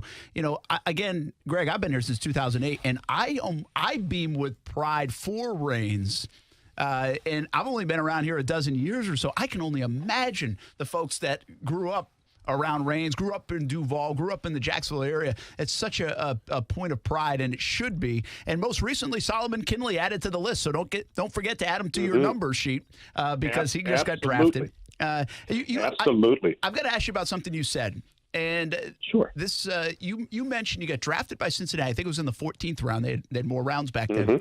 So you did not play. And you said, did you come back home and teach right after and then go back to the NFL? I think your first stint was with the Cleveland Browns. How did that work out? That's a very unique path. Well, I came back after getting cut because of focus. You have an opportunity, and if you don't take advantage of those opportunities, if you get caught up in the glitz, the glamour, the light of what, making it to the show, and if you don't handle business, if you don't take care of the things that you need to, you'll be a what was, not what is. Unfortunately, I came back, didn't make it. I taught, I taught school here for a little bit over at Raines. Then I got a permanent job over at Forest High School because they thought I was done. They wanted me to coach. But I said, listen, guys, know that I'm going back. I came back and I had so many substitute moms and substitute dads. The community came together and said, Greg, listen, I don't know what happened up there in Cincinnati, but you need to get your act together because you got what it takes to make it to the NFL. Because I had a coach, Pop Kittles. He was my kicking coach at FAMU, and he was also the baseball coach. He was Vince's baseball coach. And Pop Kittles would always tell me in practice, he said, baby, if you do it when you're supposed to do it, they'll find a place for you in the NFL. And Pop Kittles instilled that in me to the point that I was dumb enough to believe it. And I didn't care that there were no other African-American punters in the National Football League. And guys would say, hey, man, what do you want to do when you grow up? I said, I'm going to be a punter in the National Football League. And they would laugh, almost like the ism and schisms regarding the black quarterback back in the day. But I was determined to make it. And I got an opportunity because Jake Gaither, who was the athletic director at Florida A&M at the time, athletic emeritus, had a relationship with the special teams coach, Al Tabor, with the Cleveland Browns. And Al Tabor gave me a shot. He said, you come on up. But during that same time, Brett, the Cleveland Browns went and drafted Tom Skladany in the second round out of Ohio State. I don't know if you remember that, but just giving you a little trivia question, history lesson here. Tom Skladany, second round. He didn't want to punt in Cleveland. Forrest Gregg was the coach. I got up in training camp, did my thing, did what I was supposed to do, stayed focused. I had some of those guys, some of those older, mature guys at Cleveland who took me under their wing. Guys like Paul Warfield, Gerald Irons, Reggie Rucker. That was the era during Brian Sipe and Greg Pruitt and all of those guys. And they say, hey, man, you got to stay focused. So I was. Skladany said, hey, I'm not going to play here. Forrest Gregg said, the hell with Skladany. Greg Coleman, you're my punter. Wow. And that's how I got a shot in the National Football League. How about second-round punter Austin Lane before Gene Smith? Amazing. There was, I guess, another Brian GM. Anger, man, that was third round. That was like a culture shock. But, I mean, a second round, that's insane, man. Greg, you mentioned it. Man, you're the first African-American punter, and that's obviously something to hang your hat on. That's something to be very proud of. I talk to you now. We're in 2020, and a couple days ago, the NFL releases, the new Rooney rules. Basically, what got put in place was if a team was to hire a minority coach or a front office member, they would get draft capital. They would get a draft incentive. What were your thoughts behind that, not only from the new rule, but also how the NFL kind of, displayed it, if you will? Well, I think sometimes you need to take your time and respond versus reacting, okay? Because I think the intent is there, but it comes down to relationships. And I think Anthony Lynn, who's the Chargers coach, said, sometimes you can do the wrong thing trying to do the right thing. I do believe, and I think Tony Dungy weighed in on it as well, if the intent, if I'm hired because of the color of my skin, how am I going to be viewed with the other men, the non-African American coaches that are now on my staff? What would those relationships be like? I understand what the intent of the Rooney Rule is, and I think it's a good intention. But I do believe, and I said it earlier, take your time and respond versus reacting. I think Can I be brutally honest? Absolutely, please do. Okay, here's my take.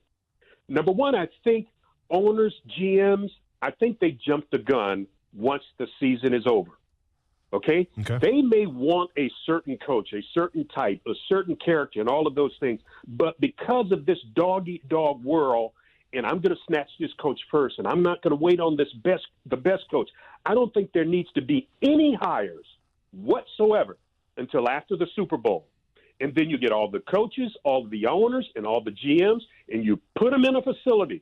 just like you do the combine with players. And then you go interview those coaches, you interview those GMs, you give everybody a equal footing to be hired, to be interviewed, because by the time the season is over, the best people, some of the best people are still coaching, and they never get a chance. They never get an opportunity. You're telling me Eric Bieniemy has been the offensive coordinator for Kansas City for those number of years? He leads them to a Super Bowl, and he doesn't get a shot as a head coach?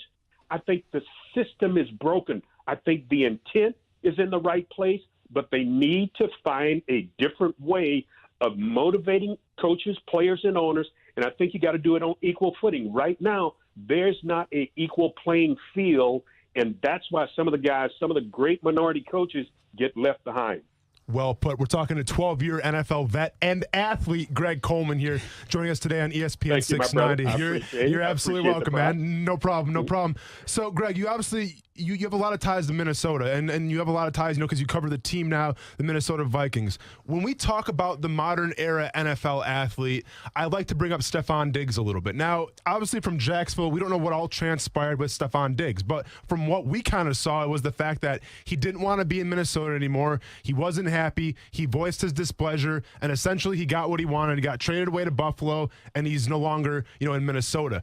How do you feel about athletes these days? Because, we have one of our own in Jalen Ramsey who voiced his displeasure and then wanted out and got what he wanted. How do you feel about the modern era NFL athlete now compared to maybe like, in the late 70s or early 80s when you were playing? How much has it changed, and just how do you feel about the whole situation?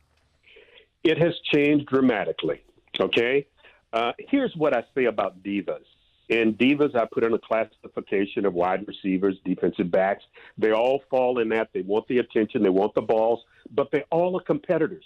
And I have no problem with a guy wanting to be, competing. Mm-hmm. If you show me a wide receiver that doesn't want every ball thrown his way, I'll show you a sorry wide receiver. And for Diggsy, I love the kid. And I put it this way. I've been asked that question so many times, but I put it this way. When it's time, then it's time. And for Diggsy, it was time. Okay? In all fairness to him, he was a great competitor, great wide receiver. A lot of players get a new lease on life when it's a different surrounding, a different uniform, a different voice, all of those things. Sometimes you can be competitive to a fault, and I think Diggsy fell into that scenario. I think what the Minnesota Vikings got from that trade was there's no way that I thought we were going to get a first-round pick for Diggsy, but that's what you got. The modern-day athlete, it's a short stint. It's no longer – when I got to Minnesota, there were guys on that team that had been there 15, 16, 17, 18 years. I had a 10-year career there in Minnesota. But those things are – free agency crippled a lot of players. Because you don't get players to stay with one team throughout their careers. I mean, you've had some great players here in Jacksonville. Elias. Yep. I mean, come on. Golly. I mean, I talked to him during the offseason, saw him down at the Super Bowl, and when that whole thing transpired, it blew my socks away. But it's a business. The game has migrated and transformed from a game to a multi-billion-dollar business. And all you got to do is follow the money trail. And I don't fault guys for trying to make as much as they can while they can, because it's a short window because of injuries and a coach's decision or a player's decision. There have been a lot of guys now that are walking away from the game because of injury. And they want to be around to play with their family, to hold their kids, to go to ball games and walk their daughters down the aisle. But it's a crazy business. And if you talk to most players, would they do it again if they had the opportunity? Most would say, yeah. There are a number of players who would say, no, it's not worth it. But there are a large majority that there are only, 1,500 jobs in the entire world that do what you do. Mm-hmm. And to get that golden opportunity to put on a helmet and to put on a jersey, there's nothing like it. Without a doubt. There's nothing like it. Talking with Greg Coleman, former NFL player, punter, former Reigns Viking great, and lives in the area part-time, covers the Minnesota Vikings now, made a career of it up in Minnesota. Brent Martineau, Austin Lane here on Action Sports Jax on ESPN 690. We're going to put a bow on that. First, I have to ask you, how was your golf game today? Did you play? What did you shoot? I didn't play today. Had some chores around, but, I'm going to take another break. Probably will play Friday. But there's a little pond out back. And last night there's a 6-pound bass in this pond, and he broke my line twice. And I am ticked to no end. And I came in last night, and I was fuming. My wife said, "What is wrong with you?" I said, "That damn bass, he broke my line twice." And she said, "Honey, just chill. It's only a fish." I said, "You don't get it. It's more than a fish. It ain't about just being a fish." So I'm going to hunt his big behind a little bit later this afternoon. It's personal with that 6-pounder. It's personal, baby. It's personal. Hey, give us a final thought on this. The running back room in Minnesota has local ties. Dalvin Cook, of course, there's a lot of Florida State fans and really think he's going to be a good player for a long time in the NFL. Michael Boone is a Jacksonville guy. I know McClenny, actually Baker County, and he's found a home in Minnesota. That running back room, they like it up in Minnesota, don't they? Let me start with Booney. Booney came in as a rookie and just did everything that the coaches asked him to do. We drafted him out of Cincinnati, low-round draft choice, and came in and just lit the world on fire. Played special teams. He was attentive in the running back room, a great teammate, got a chance to meet his family, his mom. What a great story. I mean, out of Baker County, McClenny, Florida. And I said, "Homie, come on, man." I mean, talk about another Jacksonville connection.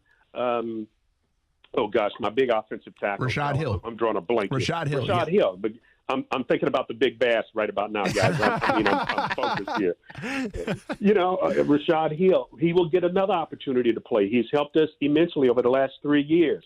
And you talk about Dalvin Cook. Cookie is a special player. Had he not gotten injured, and I think that's been the knock on him, even when he was at State. But Cookie is the ultimate teammate. He's the ultimate competitor. And when he's on the field and healthy, the Minnesota Vikings are one of the most feared offenses in the entire National Football League. Because people talk about Kirk Cousins, and Kirk's a great quarterback. He has some tremendous numbers. But Dalvin Cook is the straw that stirs the drink with the Minnesota Vikings offense. I mean, I am so happy, so pleased with him. I followed him, his career there up in Tallahassee and was just tickled pink. He's doing some great things off the field as well in the community. He and Booney both. So we are so fortunate to have those guys on our Viking squad, man. Yeah, we love the connection with Jacksonville. By the way, beautiful practice facility up there in Minnesota. Jags came up for a week a couple years ago. It was a lot of fun, a good trip. A little better in August than it might be in January up in Minnesota, right? Well, as a matter of fact, the Jags are on the schedule this year again. Yep. So looking forward to that tilt. And, they're always competitive. Last year they came up and had some scrimmages during during pre-camp.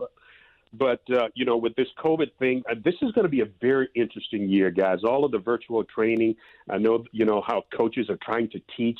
Coaches are going to earn their money this year, not only in the pros, but in college and in everybody who's a coach, because you're not able to do hands-on things with players right now.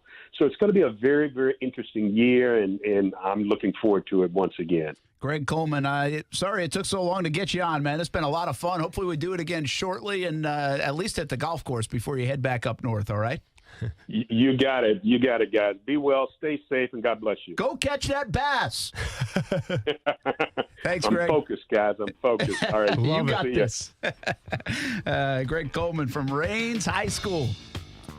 Minnesota Viking, played in the league for a long time. First African-American punter. About that time, too, Reggie Roby was punter for the Miami Dolphins. Of course, I was a Dolphins fan growing up. Oh, yeah. And, still impressive, very though, good. nonetheless. He was a very good punter, too, and Coleman was as well.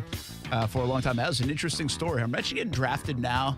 I guess it's possible, right? Come back and teach a little bit and then go. Is it, though? I mean, I guess it would be because you can find your way. Well, sure. Maybe it's an arena league that you end up going to or something like that. But still a pretty unusual path. And a pretty cool one. What a great guy. That was fun. Thanks to John Bachman for connecting us with Greg Coleman. We've been talking about it. Glad we finally did.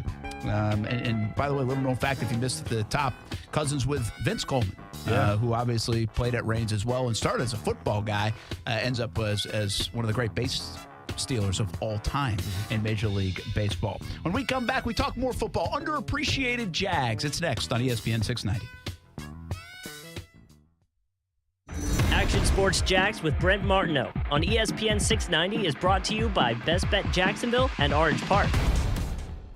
Now, the First Alert forecast on ESPN 690.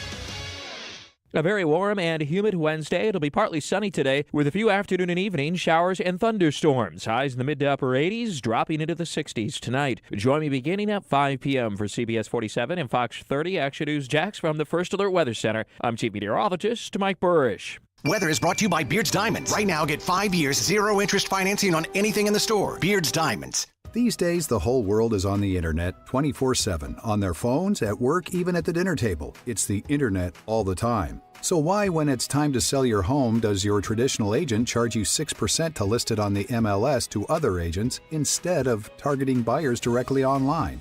That's why Rex was born.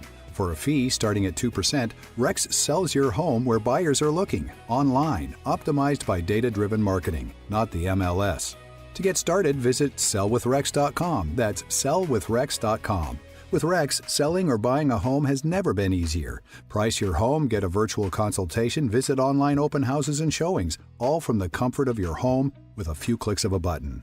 Want to learn more? Visit sellwithrex.com or just use your phone and call 833-REX-HOME. 833-REX-HOME. That's 833-739-4663. License number CQ 1057788. Minimum fee may apply. Rex fully supports the principles of the Fair Housing Act and Equal Opportunity Act. Chronic or acute pain doesn't just disappear during a crisis, and neither does Cora Physical Therapy. Throughout this time, Cora remains dedicated to your health and safety. With 15 Jacksonville area clinics, Cora Physical Therapy provides quality care wherever you're most comfortable. In clinic, where we disinfect after every touch. Telehealth gives you remote access to licensed therapists, or Cora therapists will even come to you. We are grateful for our patients' trust and our clinicians' bravery. What matters most is your health. So Cora provides care anywhere you prefer it. Learn more at coraphysicaltherapy.com. Redbox has top entertainment when you need it most. Watch Margot Robbie take us into the twisted mind of Harley Quinn. Don't miss Birds of Prey. Visit redbox.com for all the ways to watch. Prices may vary by location, subject to applicable taxes. Additional terms at redbox.com.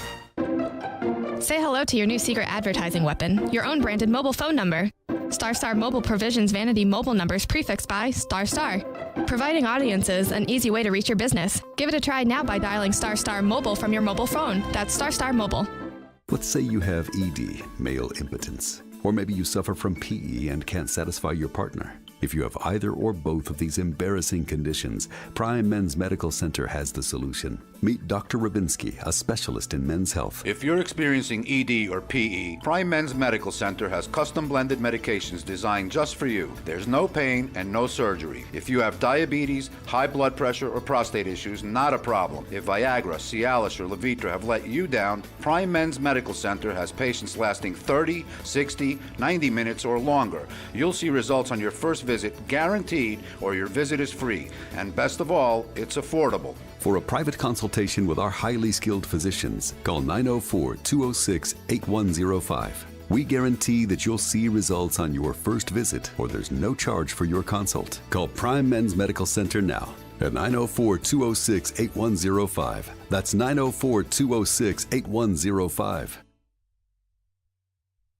During this uncertain time, one thing is certain: the essential need for continued love and care for your pet. Forever Vets Animal Hospital will remain open with the health and well-being of staff, clients, and pets remaining a top priority. Forever Vets Animal Hospital's 8 locations offer curbside pickup and drop-off, follow social distancing requirements, wear personal protective equipment, and have thorough cleaning procedures of exam rooms following every appointment. The Forever Vets team is thankful for the hard work and dedication of Jacksonville's first responders Doctors and will be offering a 10% discount to the doctors, nurses, police officers, firefighters, and delivery truck drivers continuing to help our community during this time. The senior citizen and armed forces discount has also increased from 5 to 10%. Forever Vets Animal Hospital is committed to continuing to care for the pets who are always there for us, especially during times like these when we need them the most. Forever Vets Animal Hospital, open for you. Visit forevervets.com to learn more or schedule an appointment.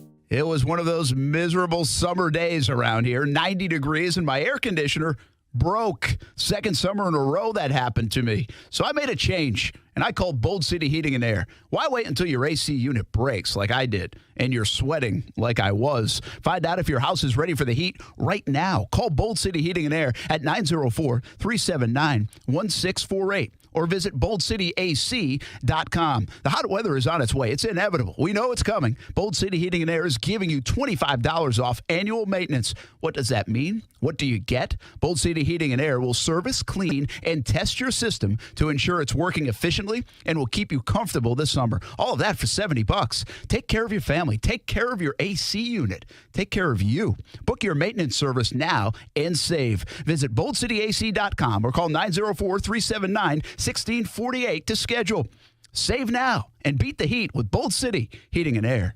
If the COVID crisis postponed your proposal or spending too much time in quarantine put you in the doghouse, show her how much you love her with a beautiful piece of jewelry from Beard's Diamonds. Right now, get 5-year zero-interest financing on anything and everything. All diamond engagement rings, from solitaires to halos, from 3-stone to side stone. Shop the largest showroom in North Florida with plenty of room to social distance and take advantage of the rock-bottom prices Beard's is known for. Locally owned at the St. John's Town Center or at beardsdiamonds.com. The Child Cancer Fund salutes the medical professionals caring for patients on the front lines of pediatric cancer care today and every day. In these uncertain times, the one thing constant is our collective dedication to our community. Your support allows the Child Cancer Fund to provide direct assistance to children and their families who are fighting pediatric cancer. If you're in a position that allows you to give, please know that every gift helps, and 92 cents of every dollar goes directly to Northeast Florida families. Visit childcancerfund.org. That's childcancerfund.org to give today. Golick and Wingo. Jason fits in for Trey with Mike Golick Jr. A new Mel Kiper Jr. mock draft. You're hearing Detroit talk about trading Darius Slay. All of a sudden, all the rumor mill's starting to turn now, boy. Golick and Wingo. Weekdays at 6 Eastern on ESPN Radio and ESPN2. Brent Martineau. You see him every day on CBS 47, Fox 30, Action Sports Jags. Austin Lane. He's a former Jag star and current MMA fighter. Broadcasting live from the Anajar and Levine studio. This is Action Sports Jax on ESPN 690 and ESPN690.com.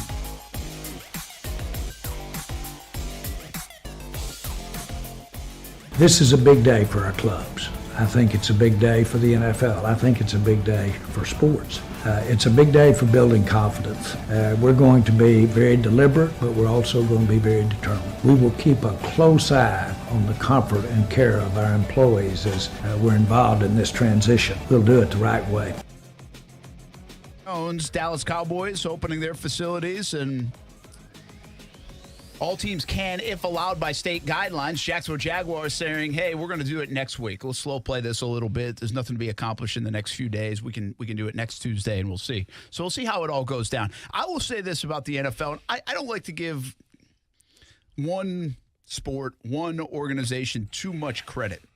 But I'd be lying to you if I didn't feel like there's almost a responsibility of the NFL, even more so than college football.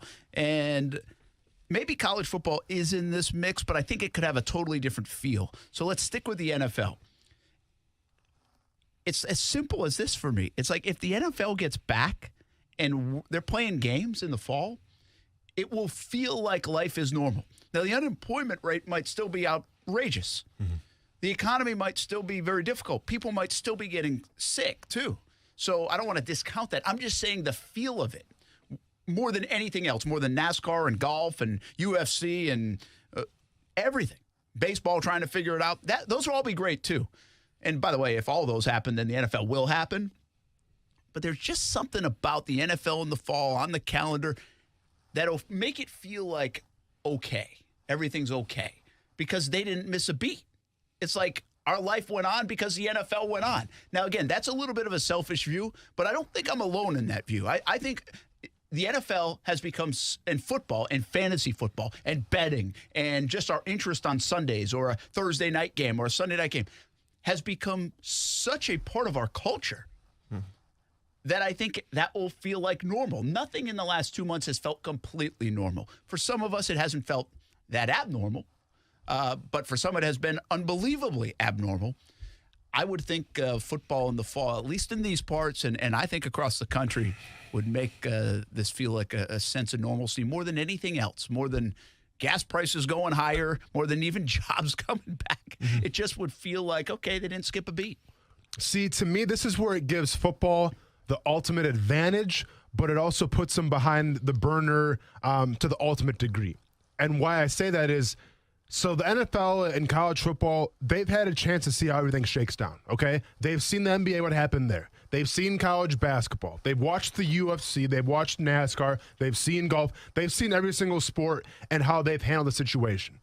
The NFL and football in general has had the advantage of kind of waiting back and saying, all right, well, I like what they did here. I don't like this so much. So they've had a chance to critique it. They've had a chance to try to add to it and kind of shape it in the image that they think is going to be right going forward.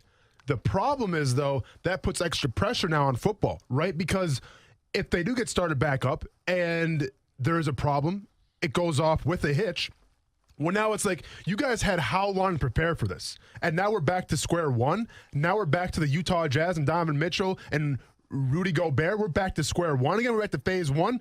That can make the NFL look extremely bad. So they have the ultimate advantage if it works. But if it doesn't, it puts them at the ultimate disadvantage. Yeah, the NFL will have to be leaders on this in some regard. And they have been leaders. They said, hey, we're going to do the NFL draft whether you like it or not. That came with some criticism, and they did it, and they pulled it off, and that's okay. And they have shut down when they needed to shut some things down, like OTAs and mini camps in their buildings. And now they're starting to open back up. And if they get on again, they're leaders in our sports culture.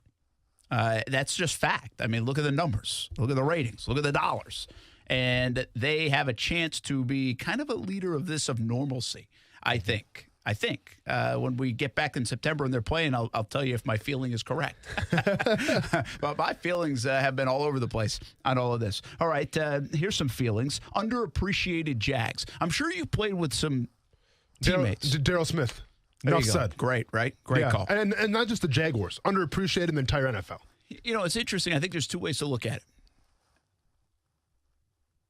Underappreciated by teams, underappreciated by fans.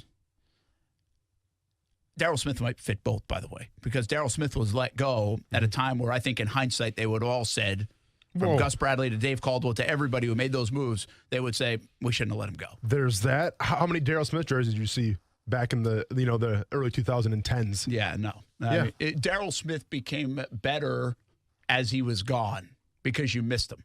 You know what I mean? Like, he got better in the view of the fans. You started to appreciate him more when he wasn't there. The appreciation. Yeah, okay. I would say this to a degree about Puzz. Mm-hmm. Inside the building, maybe no player was more appreciated than Puzz. Mm-hmm. Outside, especially with the vocal Jags fans, got a lot of criticism. Not really appreciated. Now, in hindsight, you look at the dismantling of that linebacking room since he's gone. I wonder if people would change their tune a little bit on that and say, man, that guy maybe was a valuable piece.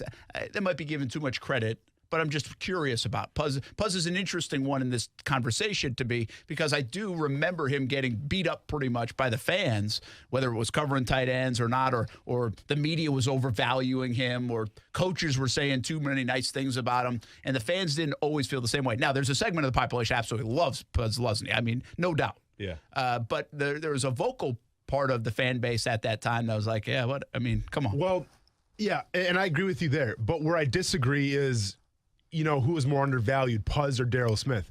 At least people were talking about Puzz. Okay? Yeah. Oh, I would say Daryl Smith was more underappreciated. Yeah, I mean, I kind of got the sense that no one's even talking about Daryl Smith. I remember 2011, Brent, the dude had 11 quarterback hits, 7 tackles for a loss, 107 combined tackles, and by the way, 3.5 sacks, didn't even get a sniff, not even a sniff of a Pro Bowl vote. Yeah. Not even close. I'll tell you what, man, to be honest with you, I mean, I'm covering the team day in, day out. And I'm not sure we all understood until he was gone, until people talked about him in hindsight, how valuable Darryl Smith was to the team. Now, listen, I love Darryl Smith. He was an awesome guy. Sure. I knew he was a very good player and a probably underrated player. But I didn't know, like, how much of a mistake. Like, when Darryl Smith got, I was like, okay, that's kind of, he's getting a little older, but they must know more than we know about the way he plays, and he's not making Pro Bowls. Well, again, it was one of the worst moves Dave Caldwell made, is getting rid of guys like him. Yeah. And there were probably a couple of examples of that. But anyone that had a birth certificate that said you were about to be 30 years old, basically they got rid of. And, and Darryl Smith fit that. Yeah, he did. And the Jags made a mistake in that. They needed more Darryl Smiths around at the time. So I almost feel like his appreciation grew from everybody in not the building, out of the building, in the media, after he was gone, which is kind of a shame. So the thing about Darryl Smith, which was his biggest detriment, had nothing to do with what he brought to like on the football field. Because the reason why we knew and the reason why our opponents knew that Darryl Smith was such a great linebacker is because we broke down film, Brent. And every single film session, we'd come in after a win or loss, we'd sit in a film room as a defense, watch the film, and all of a sudden Darryl Smith makes a play that no other linebacker can probably make. And we all turn around like, what the hell? But guess what? He would never celebrate. He would never let you know about it. He would go calm, cool, collected, and just do his job. He was never that rah-rah type of guy. Now, Puz was that guy on the field. You know, Puz kind of had that switch that he flipped a little bit. Darryl Smith was even more, even keel. Even keel and calm and collected.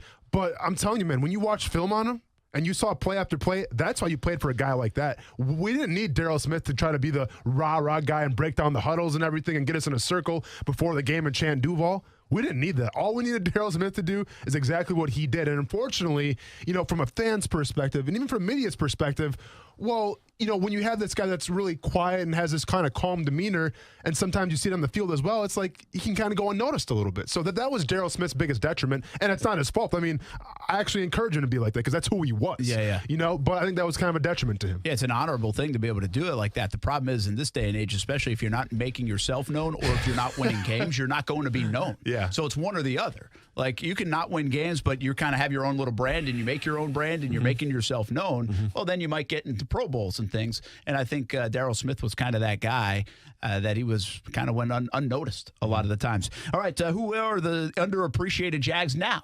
Who do we not appreciate enough on this roster? Are there a couple of those? Does it start with Gardner Minshew? Let's bring Stephen in. He's on the line. Action Sports Jax on ESPN 690. You're welcome to call in, too. 904-362-9901, star 690. Underappreciated Jags. Go, Stephen. Oh, yeah. Gardner Minshew is underappreciated by everybody, even local fans. And I think it is just a big load of BS. You look at his stats. Brent, you like the tweet I did Monday of saying how he dissected the Broncos and the Jets getting out of the pocket. Even that pass during the Jets, that thread the needle pass to DJ Chark in the corner. And I started thinking about it when you mentioned Jay Gruden coming in as our new offensive coordinator. Pass first kind of guy. You look at Minshew's college career with Mike Leach, pass first kind of guy. Led the nation in passing yards. I think it's just going to work out perfectly. And he's going to surprise everybody, and I'll take it up a notch. When you guys did bets on the record for the year, I'm going to split it down the middle. They go 8-8, surprising everybody. All right, Stephen, appreciate it. Action Sports Jax on ESPN 690. We'll get into that part of it in just a bit because I've got another topic about 8-8 and expectations. But this one's different. Underappreciated Jags. I think it was Bill Barnwell who wrote this story, and now, of course, I can't find it, so I'll give him credit for it. But this one will surprise people. Yeah, I've been curious to hear who this is going to be. I haven't seen it yet. He had Andrew Norwell. You're just like a fan. How am I a fan? How am I a fan when Andrew Norwell is like one of the highest paid guards in the NFL and does he play like it? Well, because I think we've had these discussions. So what are we talking about, Brent? Well, because he gets looked at, I think, as, this is my guess where Barnwell's coming from, and really might be right. Norwell gets looked at this guy who's been an absolute disaster. One, because of health, and two, because of getting turned around a few times. And that's what we notice. I think it was John Ogier from Jaguars.com that kind of shared it with me this way. I thought this was a good way to say it. I'll give him credit, even though I really don't like him. But he said, guys on the offensive line, they make like 2 or 3 bad plays, and you're like bad.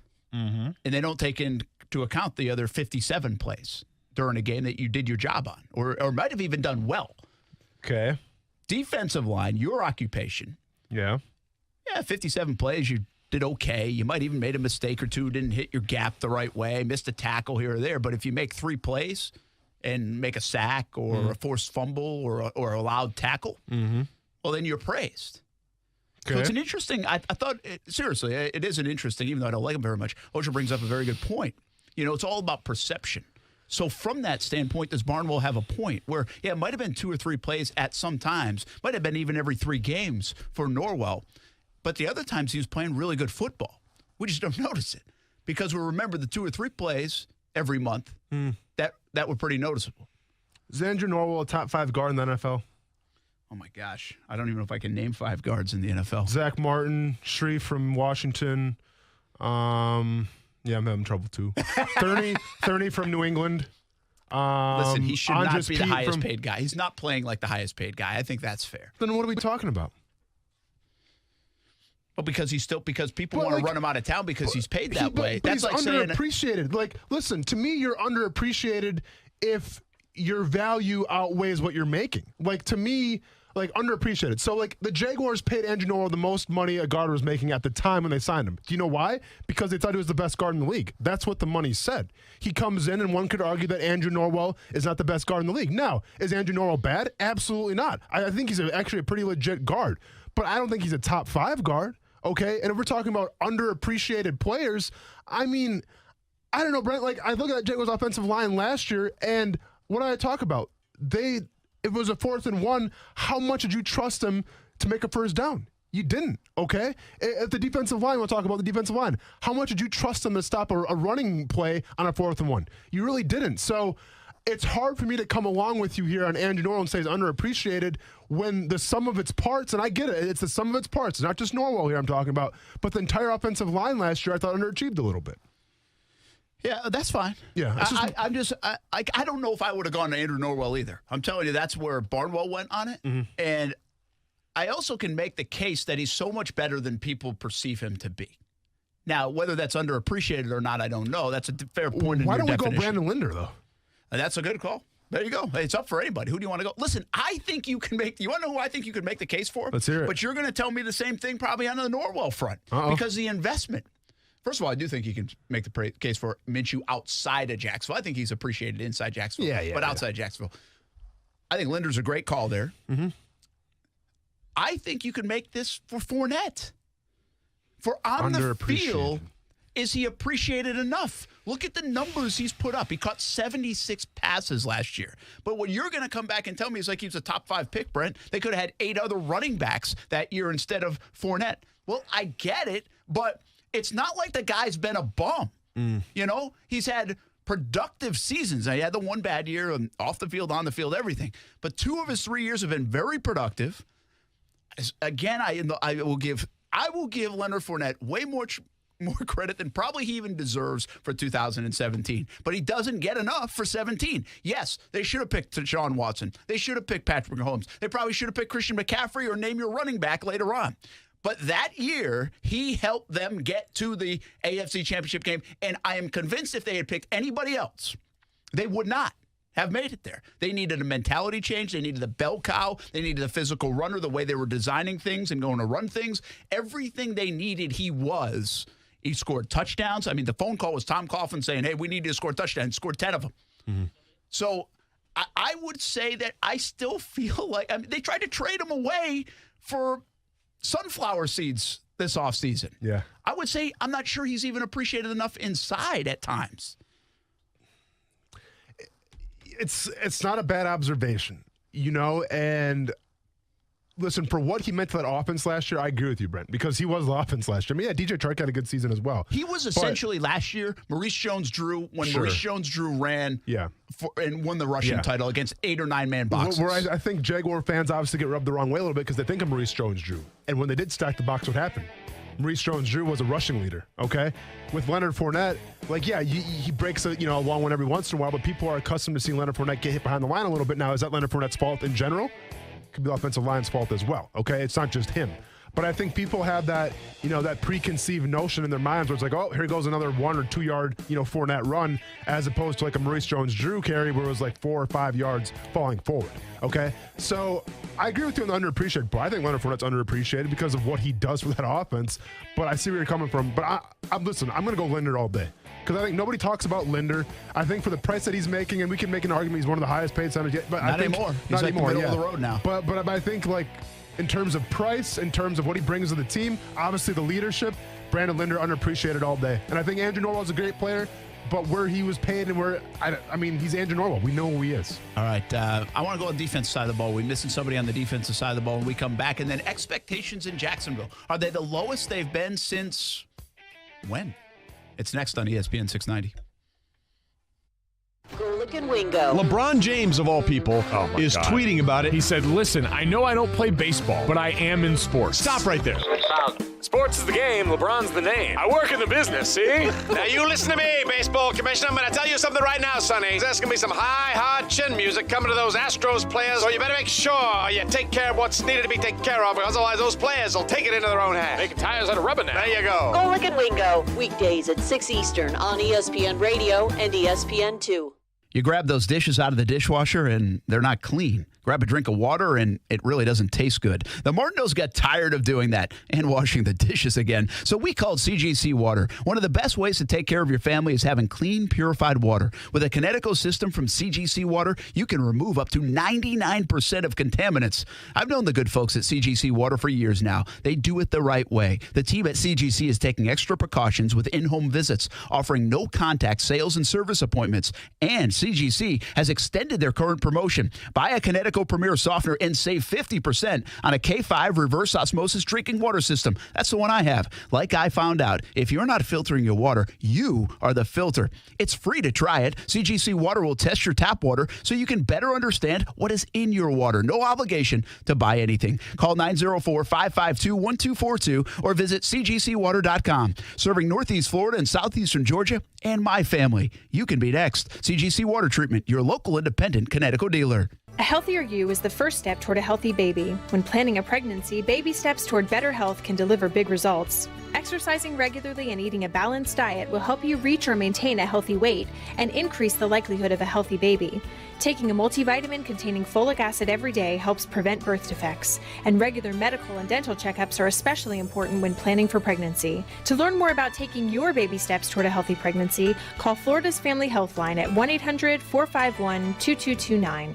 This is a CMG Open for Business report. During these changing times, it's challenging for businesses across North Florida, big and small, but businesses are adjusting to meet your needs in a safe and comfortable way. Here's today's list of businesses that are open for you. Mellow Mushroom, Coast to Coast Fence, Beaches Fence and Deck, Troy Haulers Transportation, Chris White Lawyer, Tropical Lawns. If you're open for business, let us know by emailing us at openjax@cmg.com. Together, we're getting through this. Hi, I'm Nathan from Gordon Chevy in Orange Park. We're all about saving you money, especially right now, where we all need great deals to put smiles on our faces. So check out a hot new Silverado and save up to $9,500, or a new Equinox crossover and save up to $6,500. Plus, you can delay the first payment for up to 4 months. Check out the deals at GordonChevy.com, arrange for home delivery, curbside pickup, or visit us in our freshly cleaned showroom. We are here to accommodate. Gordon Chevy and the money-saving end of Blanding in Orange Park. Chevy, find new roads.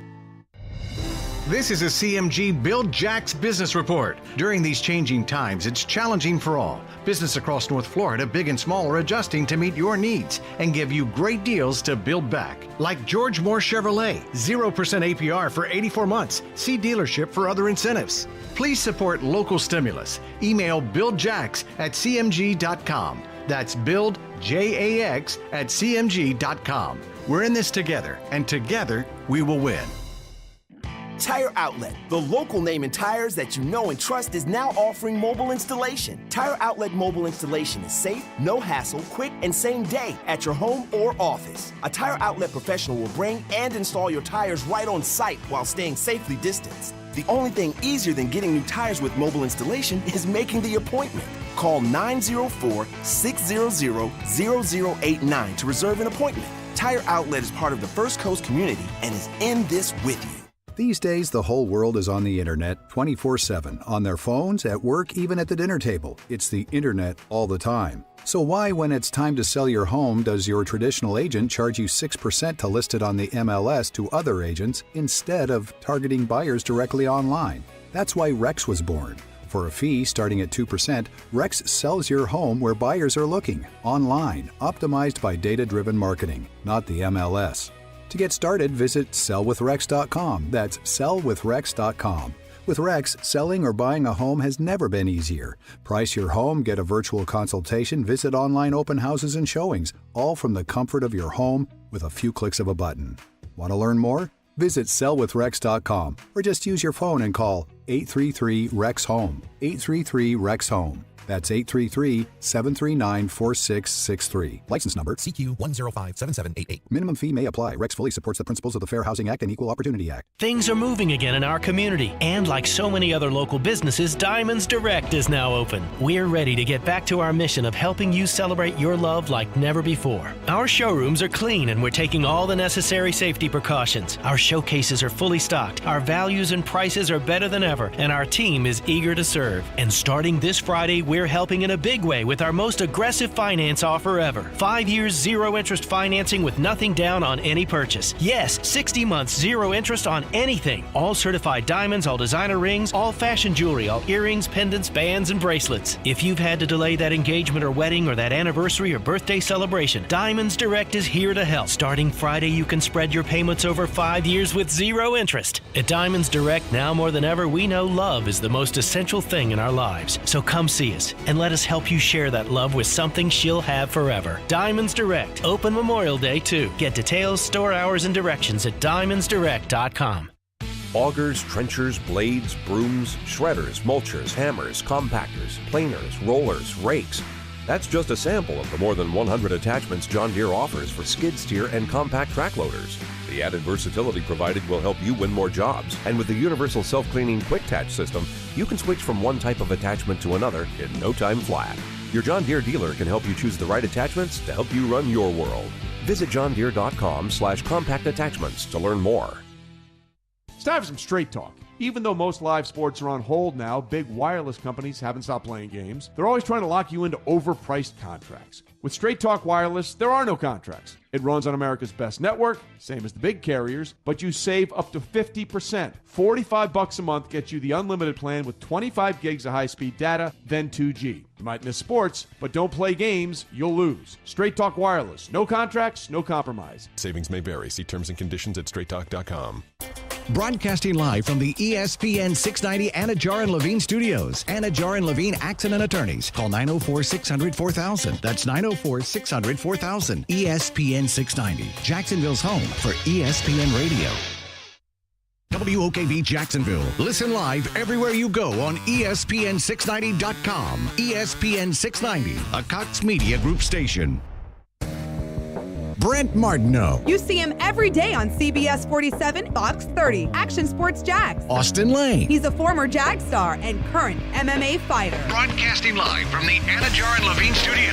This is Action Sports Jags on ESPN 690 and ESPN690.com. You know, speaking of one league executive, I was talking to him about it. He was pointing out to me that this is something that's going to be on the horizon that we need to really consider is the potential liability of putting any employee into an environment where they could get coronavirus. And I realize that people are politicizing this to the point where you're saying, oh, roll your eyes, like deal with it. But this is a litigation-happy society at this point. So if someone catches that in the work environment and all of a sudden it's an unsafe work environment, that becomes a potential massive problem for the company. That's Jeff Darlington from ESPN. It's a little about what we talked about yesterday. We kind of flipped over to some of the rules, the protocols going into place, but especially with older coaches. And this might fall into place for anybody, but what Darlington's talking about, I think, really hits home with the older coaches. Yep. And will they want to come back? What happens if they do get sick? All those things. I think what's everybody, listen, the NFL's no different in terms of everywhere else when it comes to that. There's some big news happening in the sports world that show more indications and signs of us getting back to normal. These all happening in the last hour or so. And that is the NBA. There's some word that Orlando's going to be a host spot which has been rumored and talked about, but it's more and more likely that Orlando will be a host spot to host games.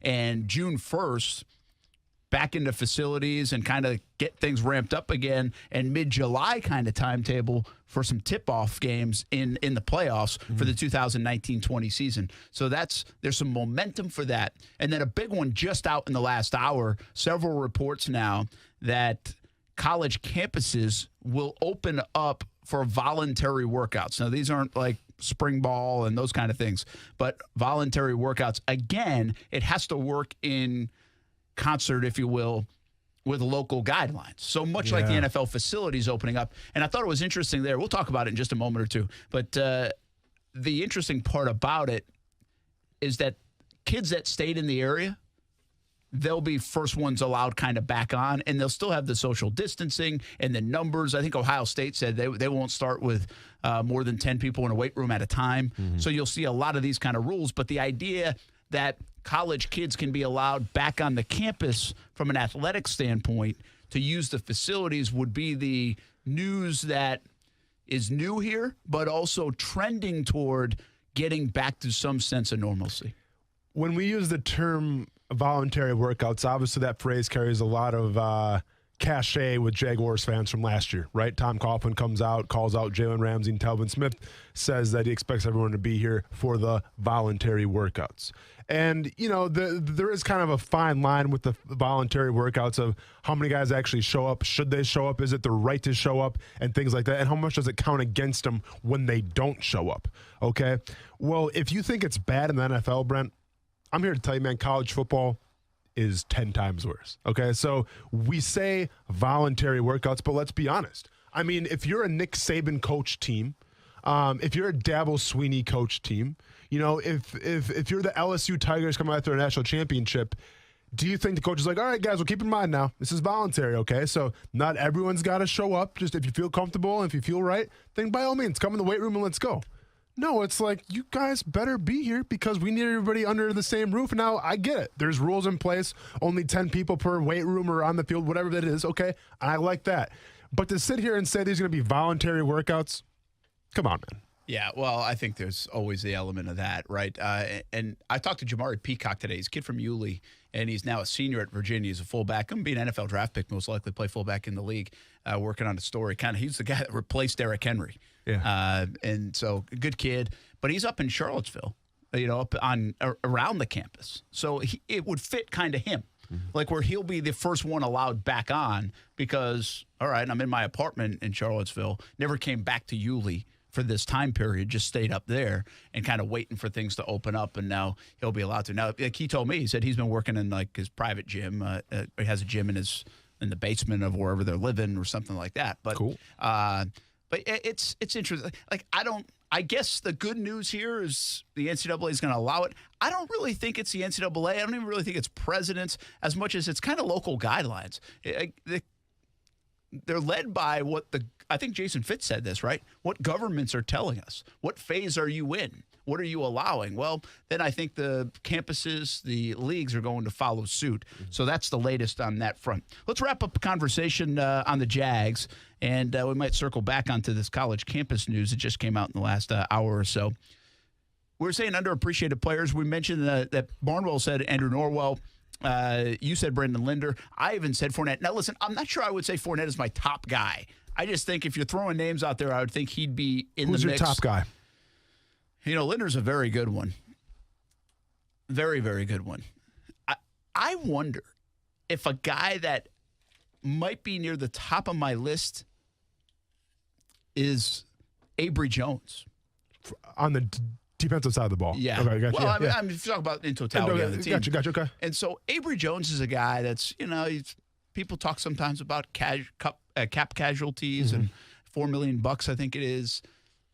They bring in Al Woods, like, well, whatever, Avery Jones, whatever. I think everybody has said for 8-9 years now, Avery Jones, whatever. And I think the guy has done a really good job and continues to be reliable and at times even a playmaker for them, but gets no talk whatsoever. I mean, none. And he could be a very valuable piece this year because of their youth. And this is a guy that's seen it all. He's been through it.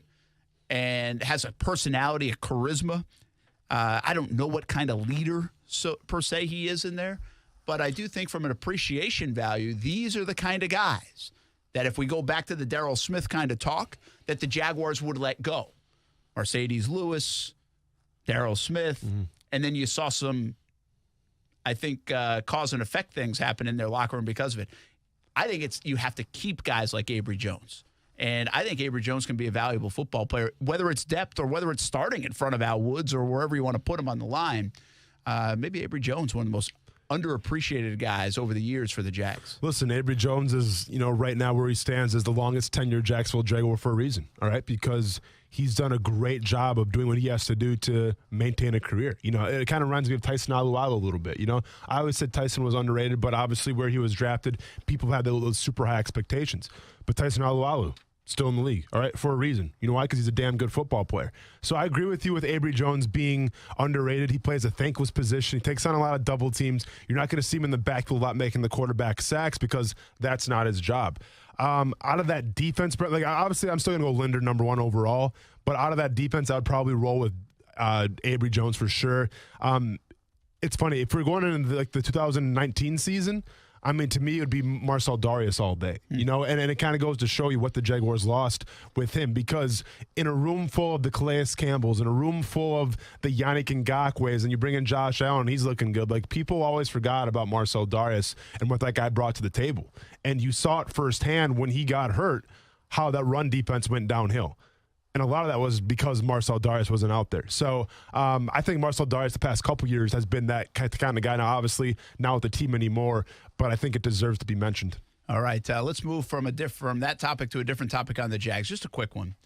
I just put this out on social media, and it's got me thinking with the whole Minshew stuff, or any Vegas bet that you see has the Jags as least amount of wins, favorite to go 0-16, worst team in the NFL, power polls, whatever. And I said, is this the most or the least amount of expectations the Jaguars have had? The least amount of expectations since fill in the blank. What year? Last year they had more expectation than this. They had more talent. And Nick Foles is on board. 2 years prior, it was 18. They were coming off the great season. They started 3-1. They had high expectations, like Super Bowl expectations. 17, they had expectations. It was win now, man. Get Tom Coughlin in here. Doug Marrone, you got to start winning games. 16, they had a ton of expectations because they had talent on the football team. They just didn't do it. That's why Gus Bradley got fired. 15, I feel like they had some of that. Not as high, but I think they had some of that. Okay, this is the year. Let's see if this can be the year that this young talent that they've built over 3 years, that might have been the It's Built year, actually, rises to the top. The infamous It's Built year, yes. And so they may have actually put more pressure on themselves. And keep in mind, in 15, actually, Blake Bortles had some decent numbers. A lot of people would say garbage numbers, but it was 4,000 yards. I think he ended up with the 35 touchdowns that year, but also the 18 picks. Now, I debate between 14. I don't think there was a lot of expectation. But I also don't know if there was 2 and 14 worse than the league expectation. I go to 2013. 2013, to me, that team, if at the beginning of the year, if this time of year going into 13 season, you said they'd won 3 games, you might be on the high side. Again, the roster was, you were right there toward the end there. But let's keep in mind, though. Okay, you still had Maurice Jones-Drew. You had Gus Bradley, who was a brand new head coach coming over from Seattle, where it's we got the Seattle guy now. Great energy. Brings expectation. You're right. Great expectations, great energy. I look at it like this, and we've had this conversation before. I think you and I both agree that the Jacksonville Jaguars win 7 games or above. That's going to be a very intriguing season. That's going to be a celebration. Yeah, at least a little golf clap. Not a parade, but if you will. That'll be hey, you know what? Yeah. That's not bad. So here we go. So if the Jaguars win 7 games, I think Jaguars fans will be dang, didn't see that coming. That's awesome. They'll embrace 7 games. It might not go awesome, but you're right. You know what I'm saying, though, right? Yeah. And let's be honest, that's below 500. How many NFL teams can say that? Not too many of their fan bases. So I dare to go back and, in the culmination of the Jaguars' history here of starting in 95, now 2020, where fans have had that kind of optimism, where it's man, if we win 7 games this year, that's going to be a good year. You know, like, I can't, and listen, keep in mind, like, yeah, did I follow Jacksonville Jaguars back in 95, 96? No, but I think, Well, 95, there would be no expectation. They were a transition year. They were a new team in the NFL, and so it was just whatever. Right? Exactly. Hey, they're playing football. Great. Exactly. So that's kind of my point here, where I really feel like this year is probably the lowest expectations. Interesting. Since I've been here, there was mega expectation here. They thought they were on the cusp.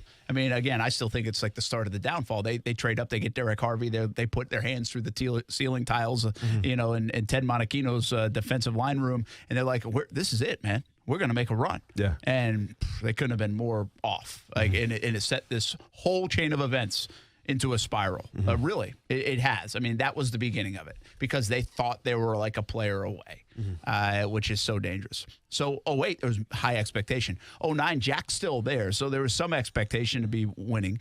10 had a pretty decent run at it. Garrard's still the QB, and normal expectation, not ultra high, but normal expectation.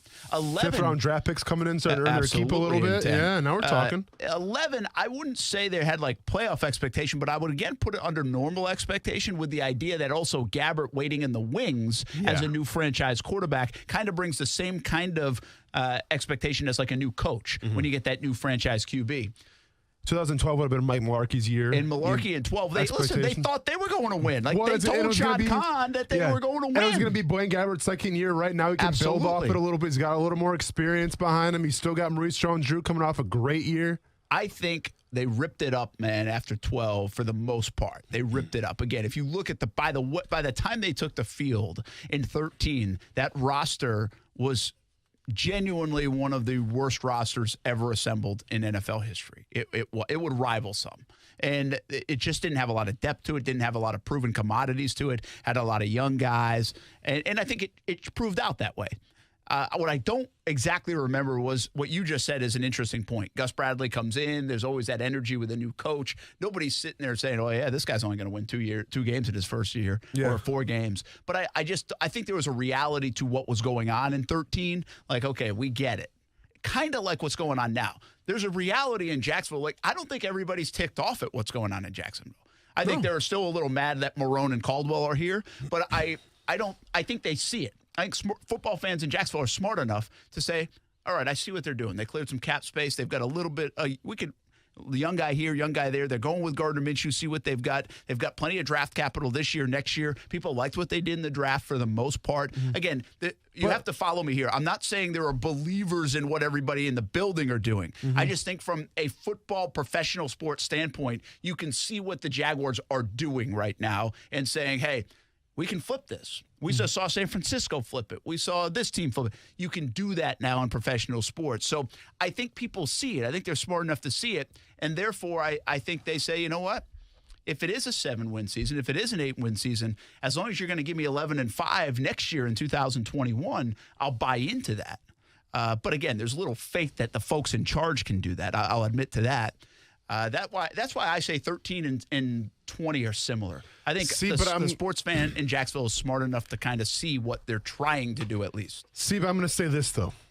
In terms of the Jaguars fan base that's on social media, let's go ahead and say a realistic percentage of maybe 25 to 30% of the fans on social media want to tank for Trevor Lawrence. Okay? If you go back to 2013, people were still ready to roll Blaine Gabbert. Okay, it wasn't, well, we should tank, we should lose on purpose to try to get a better quarterback. Like, yeah, they didn't like Blaine Gabbert, but it wasn't like, oh, we got to throw away the season because, we're going to stink.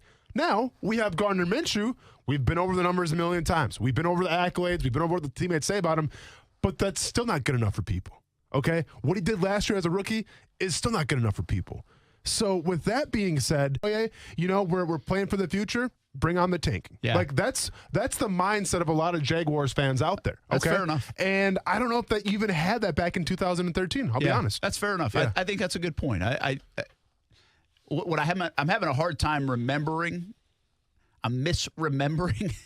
Says Roger Clemens. I'm having a hard time remembering the feeling when Gus was hired in 13 and what people thought about their roster. Yeah. Again, the reality is that it proved out this way. The roster was not very good. And by 8 games in, it was like, oh, my God, this roster is not good. Like, It was bad. I mean, look at the 8 games. It was again, Gus Bradley's the best thing. I mean, Gus Bradley should put on his resume that he won 4 games. That should be the lead story on every Gus Bradley resume, that he won 4 games with that football team, and he won 4 out of 5 weeks coming out of the bye. It was like an unbelievable coaching job. That's what I would lead with Gus Bradley's resume. Even forget about the Seattle years, what he's doing with L.A. now and all that, and defensive coordinator. Winning 4 games with that football team was amazing. So But I just don't know the feeling. I think you have a good point, though, and you might be right. I mean, so you're telling me, and this might be accurate, this might be the least amount of expectations overall that this football team has ever had. Yep. Outside of probably year 1 where there were no expectations. You just didn't know. It's not like you had high or low. You just was like, again, we're going to play football in Jacksonville. That was the expectation. Yeah, I just Kick thought, off and we'll be happy. I just thought that Mark Purnell was cool because he signed my program when I was in Stevens Point, for the first training camp, and that was about it. 0 expectations. I think that's a pretty accurate assessment there, Brent. And it's a joy to talk about this season with you going forward, man. I can't wait. Well, but you know me. 1, I'm sunshine and rainbows. Yeah, and 2, are. I think the folks that think Tank for Trevor is a real deal, I think you're out of your mind.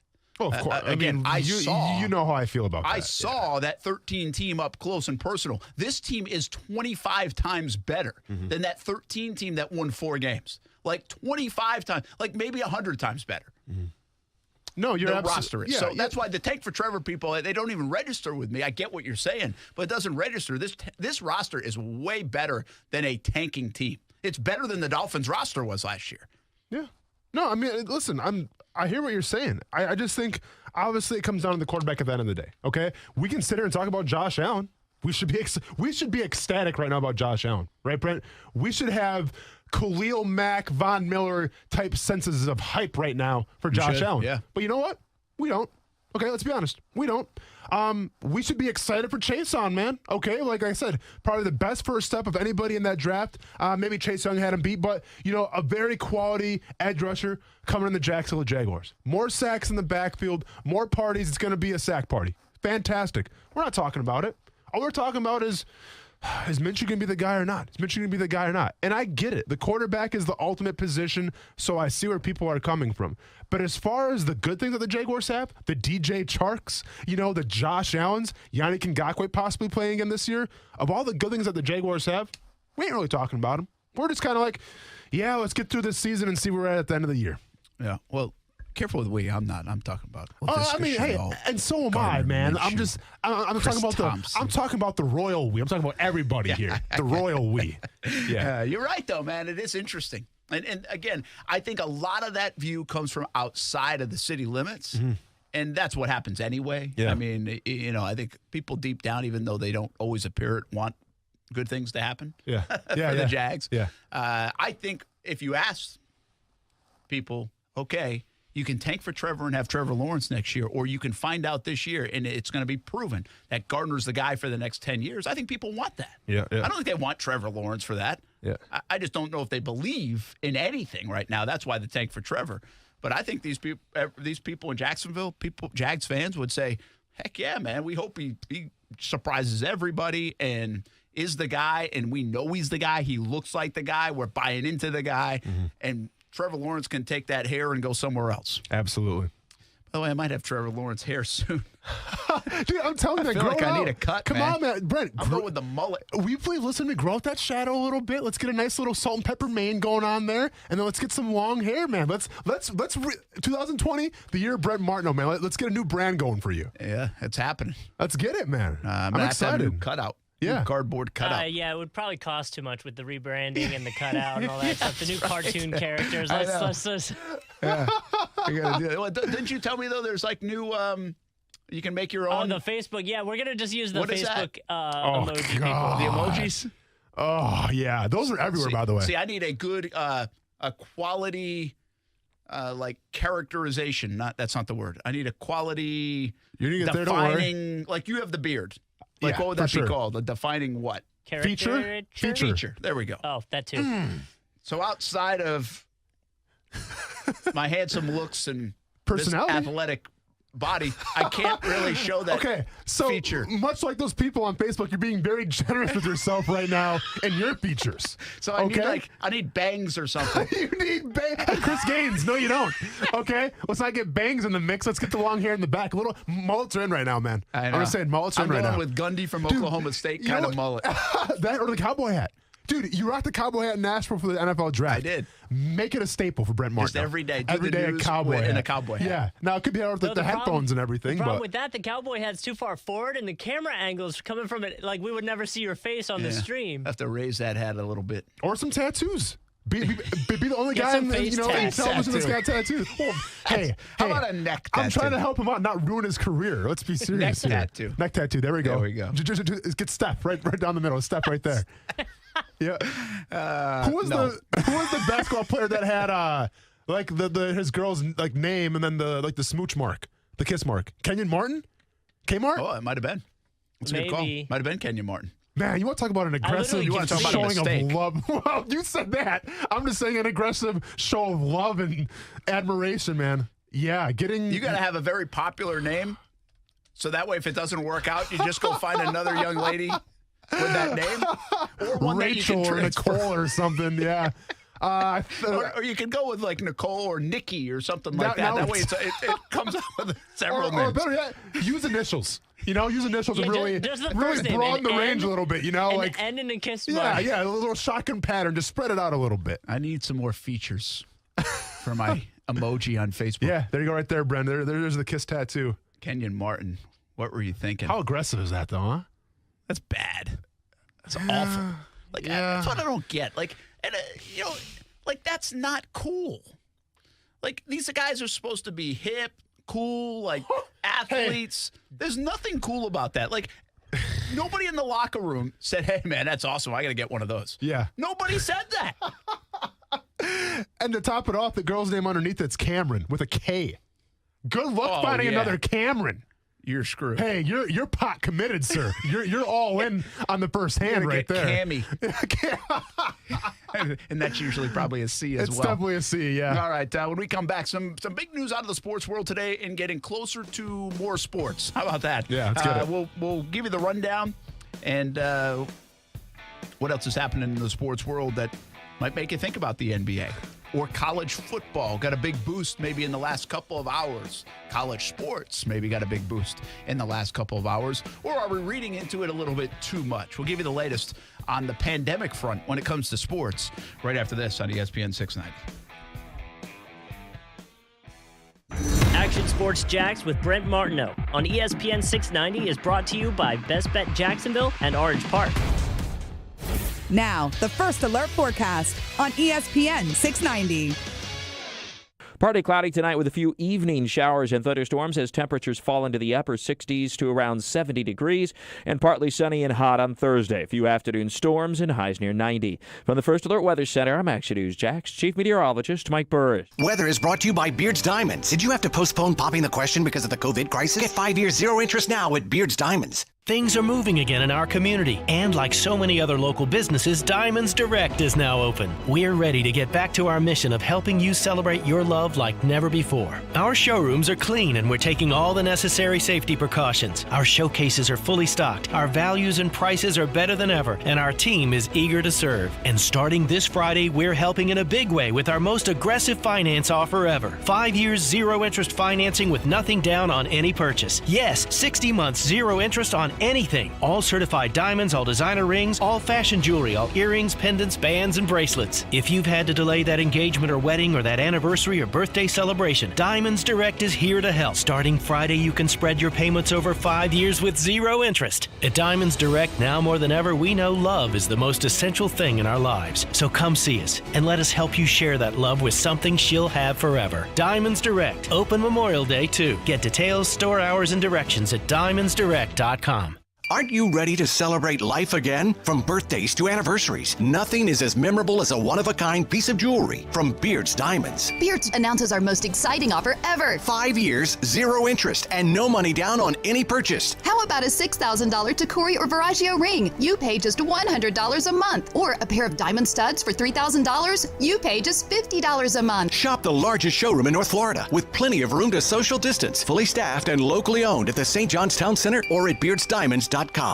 The virus has hit home, causing many people to lose their jobs, and more are going hungry. Cox Media Group stations are partnering with Feeding Northeast Florida to help source and safely distribute food with a virtual food drive during this crucial time of need. Log on to feedingnefl.org right now and click donate to make a difference by donating what you can to Feeding Northeast Florida. No amount is too small, and if you find yourself not knowing where your next meal will come from, visit feedingnefl.org and click Get Help. Let's come together to help each other out. Been feeling a little cooped up lately? Well, you should buy a boat. Want to get away from people for a while? You should buy a boat. Been dying to get back on the water? You should buy a boat. Want to finance up to 100% of a new boat and get 60 days of no payments? Then you should buy a boat. With the help of One-to-One Financial, Jacksonville's hometown credit union. For a limited time, you can also get a free entry into the Greater Jacksonville Kingfish Tournament with your boat loan. Apply online at 121fcu.org. Federally insured by NCUA. Isn't it time you bought a boat?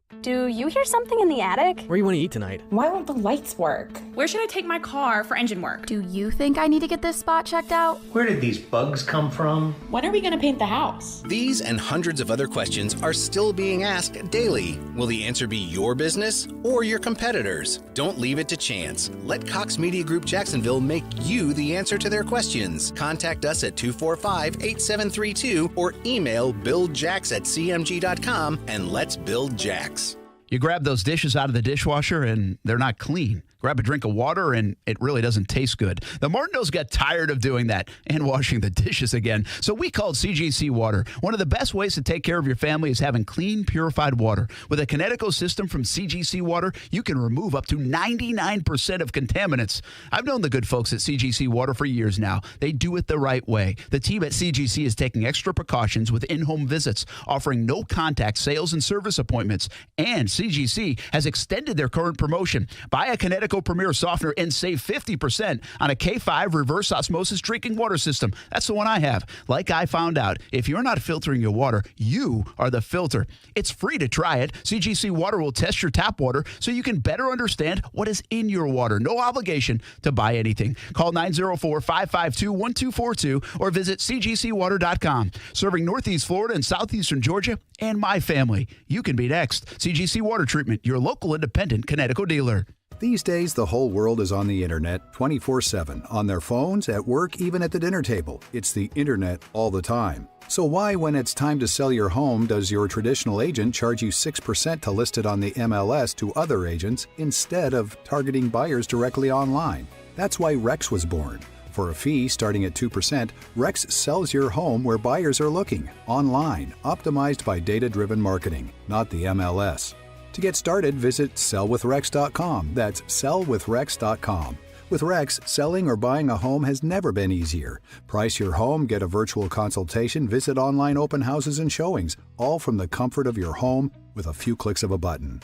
Want to learn more? Visit sellwithrex.com or just use your phone and call 833-REX-HOME. 833-REX-HOME. That's 833-739-4663. License number CQ1057788. Minimum fee may apply. Rex fully supports the principles of the Fair Housing Act and Equal Opportunity Act. I'm Action News Jax Tanika Hughes. As our communities work to get back to normal, Action News Jax will continue to be on the front lines. Answering your questions about our local economy. There's reason for optimism. A dedicated reporter every day covering unemployment. Here to make sure state and city leaders are putting your health first. The mayor will be ready to answer my specific questions. I'm Action News Jax John Bachman. We know you have questions, and we will find the answers. Action News Jax. Jax, recovery strong. During this time of uncertainty facing our community, the American Heart Association is working to help reduce the impact of COVID-19. Serious symptoms like those associated with a heart attack or stroke are still considered urgent, and emergency workers know what to do. Heart attacks, strokes, and cardiac arrests don't stop during the coronavirus pandemic. Call 911 at the first sign to save lives. Visit heart.org for more information. Tire Outlet, the local name in tires that you know and trust, is now offering mobile installation. Tire Outlet mobile installation is safe, no hassle, quick, and same day at your home or office. A Tire Outlet professional will bring and install your tires right on site while staying safely distanced. The only thing easier than getting new tires with mobile installation is making the appointment. Call 904-600-0089 to reserve an appointment. Tire Outlet is part of the First Coast community and is in this with you.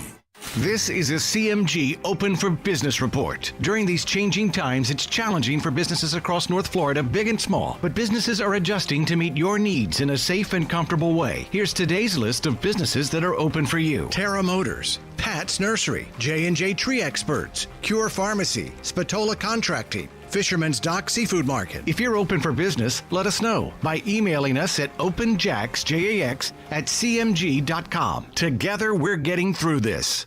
Jax in this together is not just a hashtag. We believe it, and we are living it, all of us. Hey everyone, this is Brent Martineau. These may be uncertain times, but we can still lift each other up, share a laugh, a smile, and even a shout out. If you would like to recognize someone, maybe a healthcare worker, a truck driver, someone who works for a local restaurant, or maybe it's someone's birthday, call ** 690. Leave a message and we will share it on ESPN 690. That's ** 690. Give it a call and help make somebody's day. Brent Martineau. You see him every day on CBS 47, Fox 30, Action Sports Jags. Austin Lane. He's a former Jag star and current MMA fighter. Broadcasting live from the Anajar and Levine studio. This is Action Sports Jax on ESPN 690 and ESPN690.com. No, definitely not giving up on the season. Not only, myself and my teammates, the Lakers organization, we want to play. It's a lot of players that I know personally that want to play. As a fan myself, I know we all miss it. And I will be sitting here lying if I said we don't. We all miss the game of basketball, man. It's done so much for all. You're seeing it right now with The Last Dance. You're seeing it. It's firsthand of how the game of basketball just assembles everybody. So hopefully this 2020 season can continue sooner than later. That is LeBron James. I would say this. I miss watching LeBron James play basketball. I'm not a huge NBA guy, but I like watching LeBron play. And it would have been real. Imagine the thoughts and conversations if The Last Dance is running simultaneous with the Lakers and LeBron making a push in the playoffs. Mm-hmm. Which again, you have to remember now, The Last Dance was initially scheduled to go off, I think, sometime in June, and they moved it up because of the pandemic, and it fit in a good window. So I don't know if maybe it would have been in line with the finals. I'm not sure exactly the date.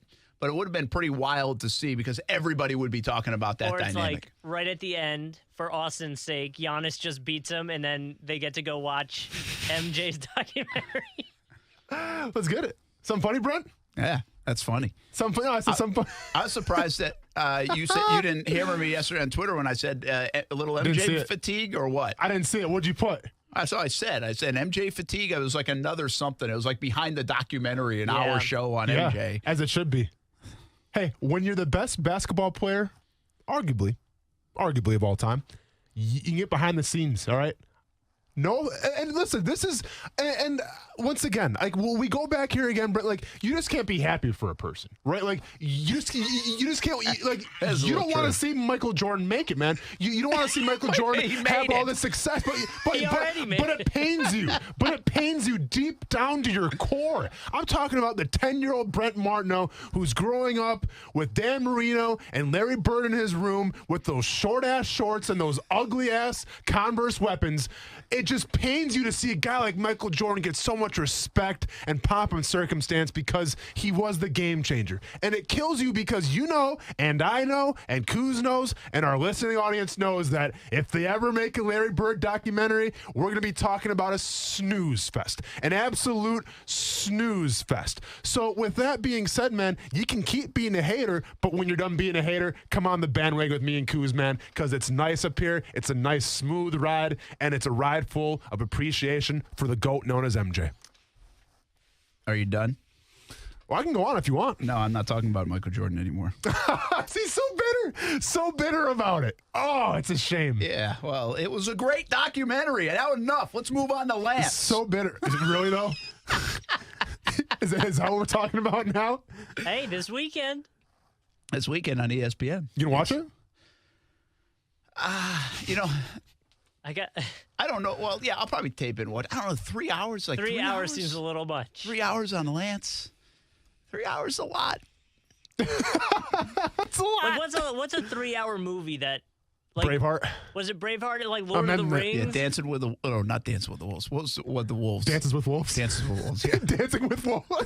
Dancing with the Stars? Hey, I thought that was a damn good poll right there. That wasn't bad. I screwed up the title a little bit. Well, here's why I'm laughing at it, because you had Dancing with the Stars on your mind, and you said Dancing with the Wolves. I knew that's exactly where you went. But no, that's a good Dancing poll. with the Wolves like super long? Kevin Costner, I think it was. So, yeah. I think it was really long. Like, yeah. I think it was longer than I only saw it Braveheart. once. Really? I'm pretty sure. Now you're calling me out. Okay, I'll look it up. I'm just saying. I think it was. Yeah. All right. All right. Hey, a couple of things. I want to get to this topic real quick because we teased it. Minor League Baseball, is it in trouble? There's this article out. Now, listen, you got to know real quick. I'm not going to get deep into this. Which one was longer? I don't know. Dancing with the Wolves is 3 hours and 1 minute. That's a lot of Kevin Costner. Just hunt the buffalo already and eat the heart. Let's go. What are you guys waiting for? It's like the Titanic with all this setup. Just go on your hunt and get it over with. I'll look up Braveheart real quick, too. Yeah, please do. Yeah, sorry. I can't wait. I think what you're was right, longer, dude. Braveheart or the Michael Jordan documentary? Oh, no. No way. 2:58. Yes, sir.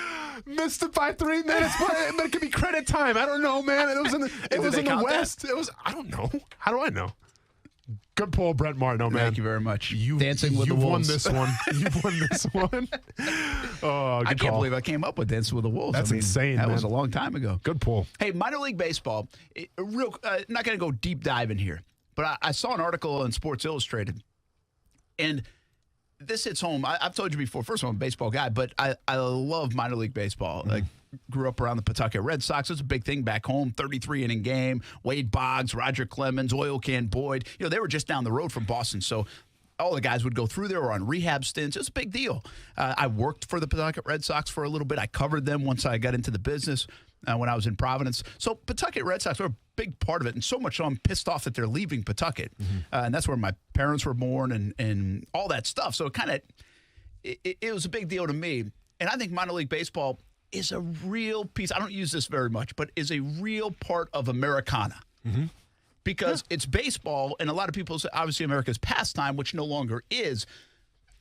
But minor league baseball kind of gives you that. Minor league baseball is a $5 ticket, a $7 ticket, a hot dog, go sit on the berm, bring the family. Who cares who wins, but watch some ball, watch fireworks. To me, like, if you really want to get a sense of Americana, I think minor league baseball, it's small cities, it's big cities, it's cool ballparks. And, well, Major League Baseball and minor league baseball are at a big argument. They've got like this deal that's coming up this year, and they have to either redo it or change it. And it's really been the same for some 5 decades. I think it goes back even 100 years where it's really not that different. And now there might be some sweeping changes to it. And it came out last year that could lose like 42 minor league teams across the country. And minor league baseball, including Ken Babby, Jumbo Shrimp, they're trying to save those teams. Now, they're not on that list, but there are 4 AA teams on the list, like Binghamton, I think is on that list. Jackson, who plays in the Southern League, they're on the list of teams that would go away. So it does hit somewhat close to home. Yeah. Daytona, by the way, is one of those teams. Now, they're a single A team, I believe, and they would be on that list.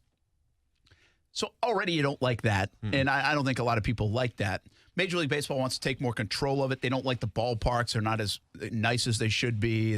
There's a lot of different reasons. And minor league baseball kind of wants to start their own thing. Major League Baseball. That's one of the premises of this, a dream league, I think they call it, where basically they would funnel a lot of players through there. If they get rid of the 42, it would really change the geography of how things work. Like Jacksonville Jumbo Shrimp, I don't think they'll go to AAA, even though because a lot of AAA teams aren't going to be impacted, it looks like. But they could change affiliations because of geography. Maybe they're part of the Atlanta Braves or the Rays instead of the Marlins, even though if you think about it, the Marlins from a geographical standpoint make a lot of sense. Well, the next part of that, so that's kind of a little bit, that's a very Cliff's Notes. I missed a lot of details in there. So that's where it was going into the pandemic. Coming out of the pandemic, we're talking about minor league baseball might not be able to afford to do it. Like, I don't know where Ken Babby and the Shrimp sit on this. He also owns a team up in Akron. And he paid top dollar for this franchise from Pedro Bregan and the Bregan family and to acquire the Suns. And now you're talking about a lost year of revenue, a lost year of baseball. And I don't think it didn't sense when we had Ken Babby on that he thought they were in major trouble. But there are some organizations across the country that are going to be in major trouble. And I just wonder, we asked this question at the start of this pandemic. We ask it every few weeks. What are the ramifications of sports coming out of this? And it's an unanswerable question because we don't know when out of this actually is. But the more I read about minor league baseball, it could be dire straits for the way it looks right now. Yeah. And therefore, it hit me a little bit reading that article like, man, that is a part of Americana. Like, that is kind of sports at one of its purest and genuine forms that we may lose in some cities. Maybe not here in Jacksonville, but in some cities. And it's something like we kind of a topic today is, like we take things for granted, because obviously with sports right now, like we haven't taken football for granted because it starts, when in the league year coming up pretty soon. But like in terms of minor league baseball, I feel like, people are comfortable. Like, yeah, sure. People go to Shrimp games and back home, they go to the Madison Mallards and the Wausau Woodchucks. Like every state has their, their own sets of minor league baseball teams. And like, in the summertime, it's always there, right? Where maybe like you don't think about, I wonder, like, for instance, I wonder what the Wausau Woodchucks are going to do this year. Who do they add? Like, you're not really concerned about that. But then all of a sudden, when it's a Saturday night, you're looking for something to do. It's like, hey, let's go to the ballpark. Let's check out a game. And guess what? You have fun. And all of a sudden, you go back and you go back again. And it becomes a family affair, right? So it's cheaper than going to the movies, by the way. Exactly. So you talk about just, that Americana, a little bit of just, that family atmosphere, you do lose that, and I don't think people realize just what it means until it's gone. And that's the last thing you want to see. So hopefully, they can come to some kind of, I don't know, some form of help or something like that to save these minor league baseball teams because they are a big part of the cities and they are a big part of, family entertainment and everything like that. And I think if you lose those, man, you definitely lose a part of Americana. I think Jacksonville's an interesting part of it. I love small towns as well, but I think Jacksonville's a good example. Like, listen, the Jaguars are king. There's football that is king. But I think the Suns and the Shrimp and baseball, and we're going to talk about Friday as a celebration of baseball and locals baseball. Well, how could you not have a minor league team in Jacksonville? And again, I don't want this to sound like they're leaving. I don't think that the Jacksonville actually franchises will be impacted much. It doesn't sound like it. You never know. Maybe see how long this stuff goes, and maybe it could be impacted. It'll be impacted to some degree. I'm just saying it might not be impacted to the point where it's like just gone. Yeah. But just take that kind of concept and put it in whatever city you want in America, where either they shrunk it down from 162 teams, I think, to 120, or they just couldn't stay open anymore because they didn't have enough money. Yeah. Like, that's where you could get to in minor league baseball across the country in some parts. It's an interesting read on Sports Illustrated if you want a little bit deeper dive. It's very complicated, I think, too. But we're wondering how the pandemic will change sports. We think it already is changing college sports. Baseball at Furman, gone. Lacrosse at Furman, gone. Soccer at Cincinnati, gone. It's an excuse to get rid of programs. How much will know? They've got to have a football season, they say in college, or it's really going to impact. The NFL, obviously, is the NFL. Major League Baseball and NBA, they'll lose a lot of money, but they'll survive the pandemic if they can't play until next year. Minor League Baseball in some parts might not. They might lose the entire year. And if they don't start playing soon, they're not going to play because their seasons are usually done by Labor Day anyway. And it's a pretty dire situation in minor league baseball and worth a read if you're interested in it. Again, I do want to reiterate, I don't get the sense that's the case here in Jacksonville. I think it's in good hands with Ken Babby. I think they're financially sound. And I think it'll be business as usual. Again, they're going to take a big financial hit this year either way. Even if they started playing tomorrow, they take a hit. But I don't want to mix the conversations. Jacksonville, I don't think, is in trouble from everything I can tell. But there certainly are some minor league organizations across sport and across the country that could be.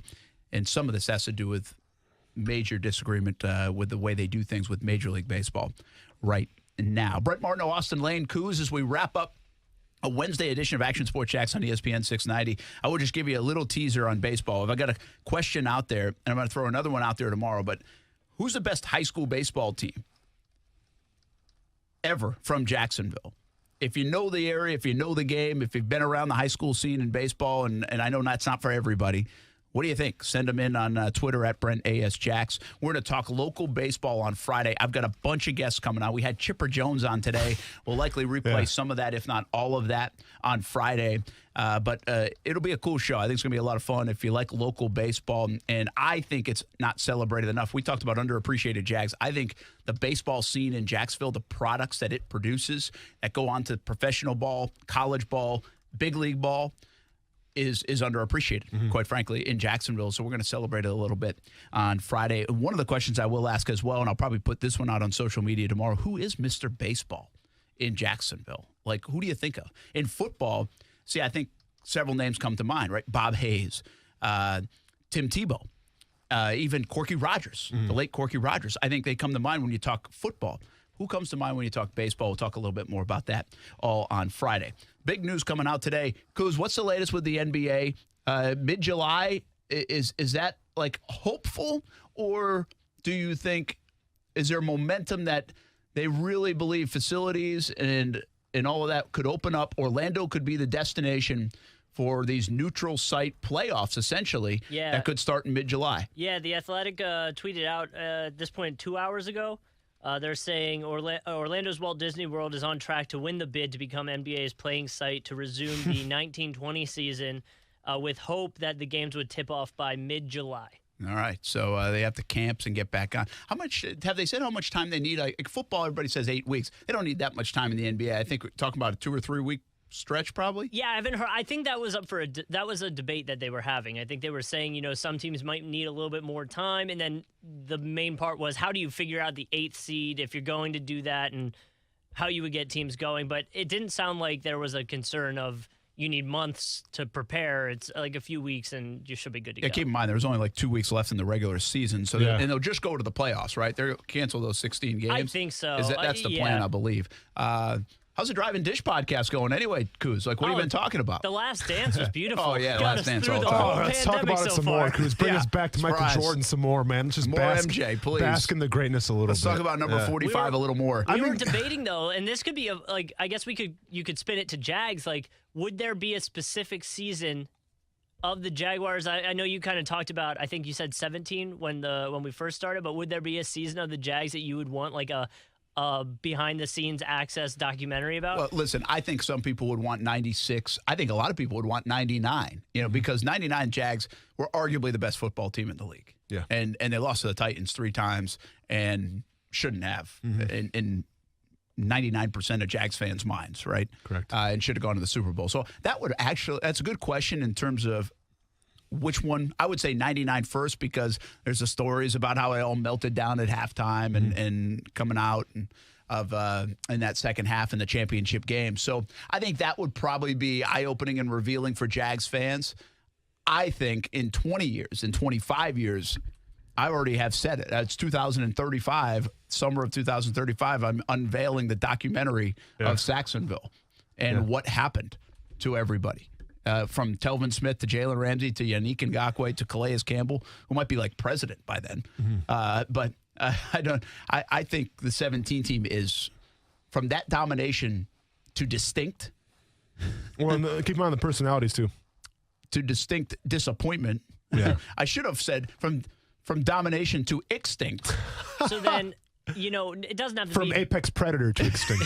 It doesn't have to be the best player. Like, I know The Last Dance was specifically to Michael Jordan and the very last season, but, like, would there be a player, doesn't have to be Jags, but could be Jags, that you would want to, like, a specific documentary about their career? Yeah, I bet everybody would have their own favorite. I mean, the rise and fall of Jimmy Smith is really interesting, Listen, I still am fascinated with where Justin Blackmon's story ends.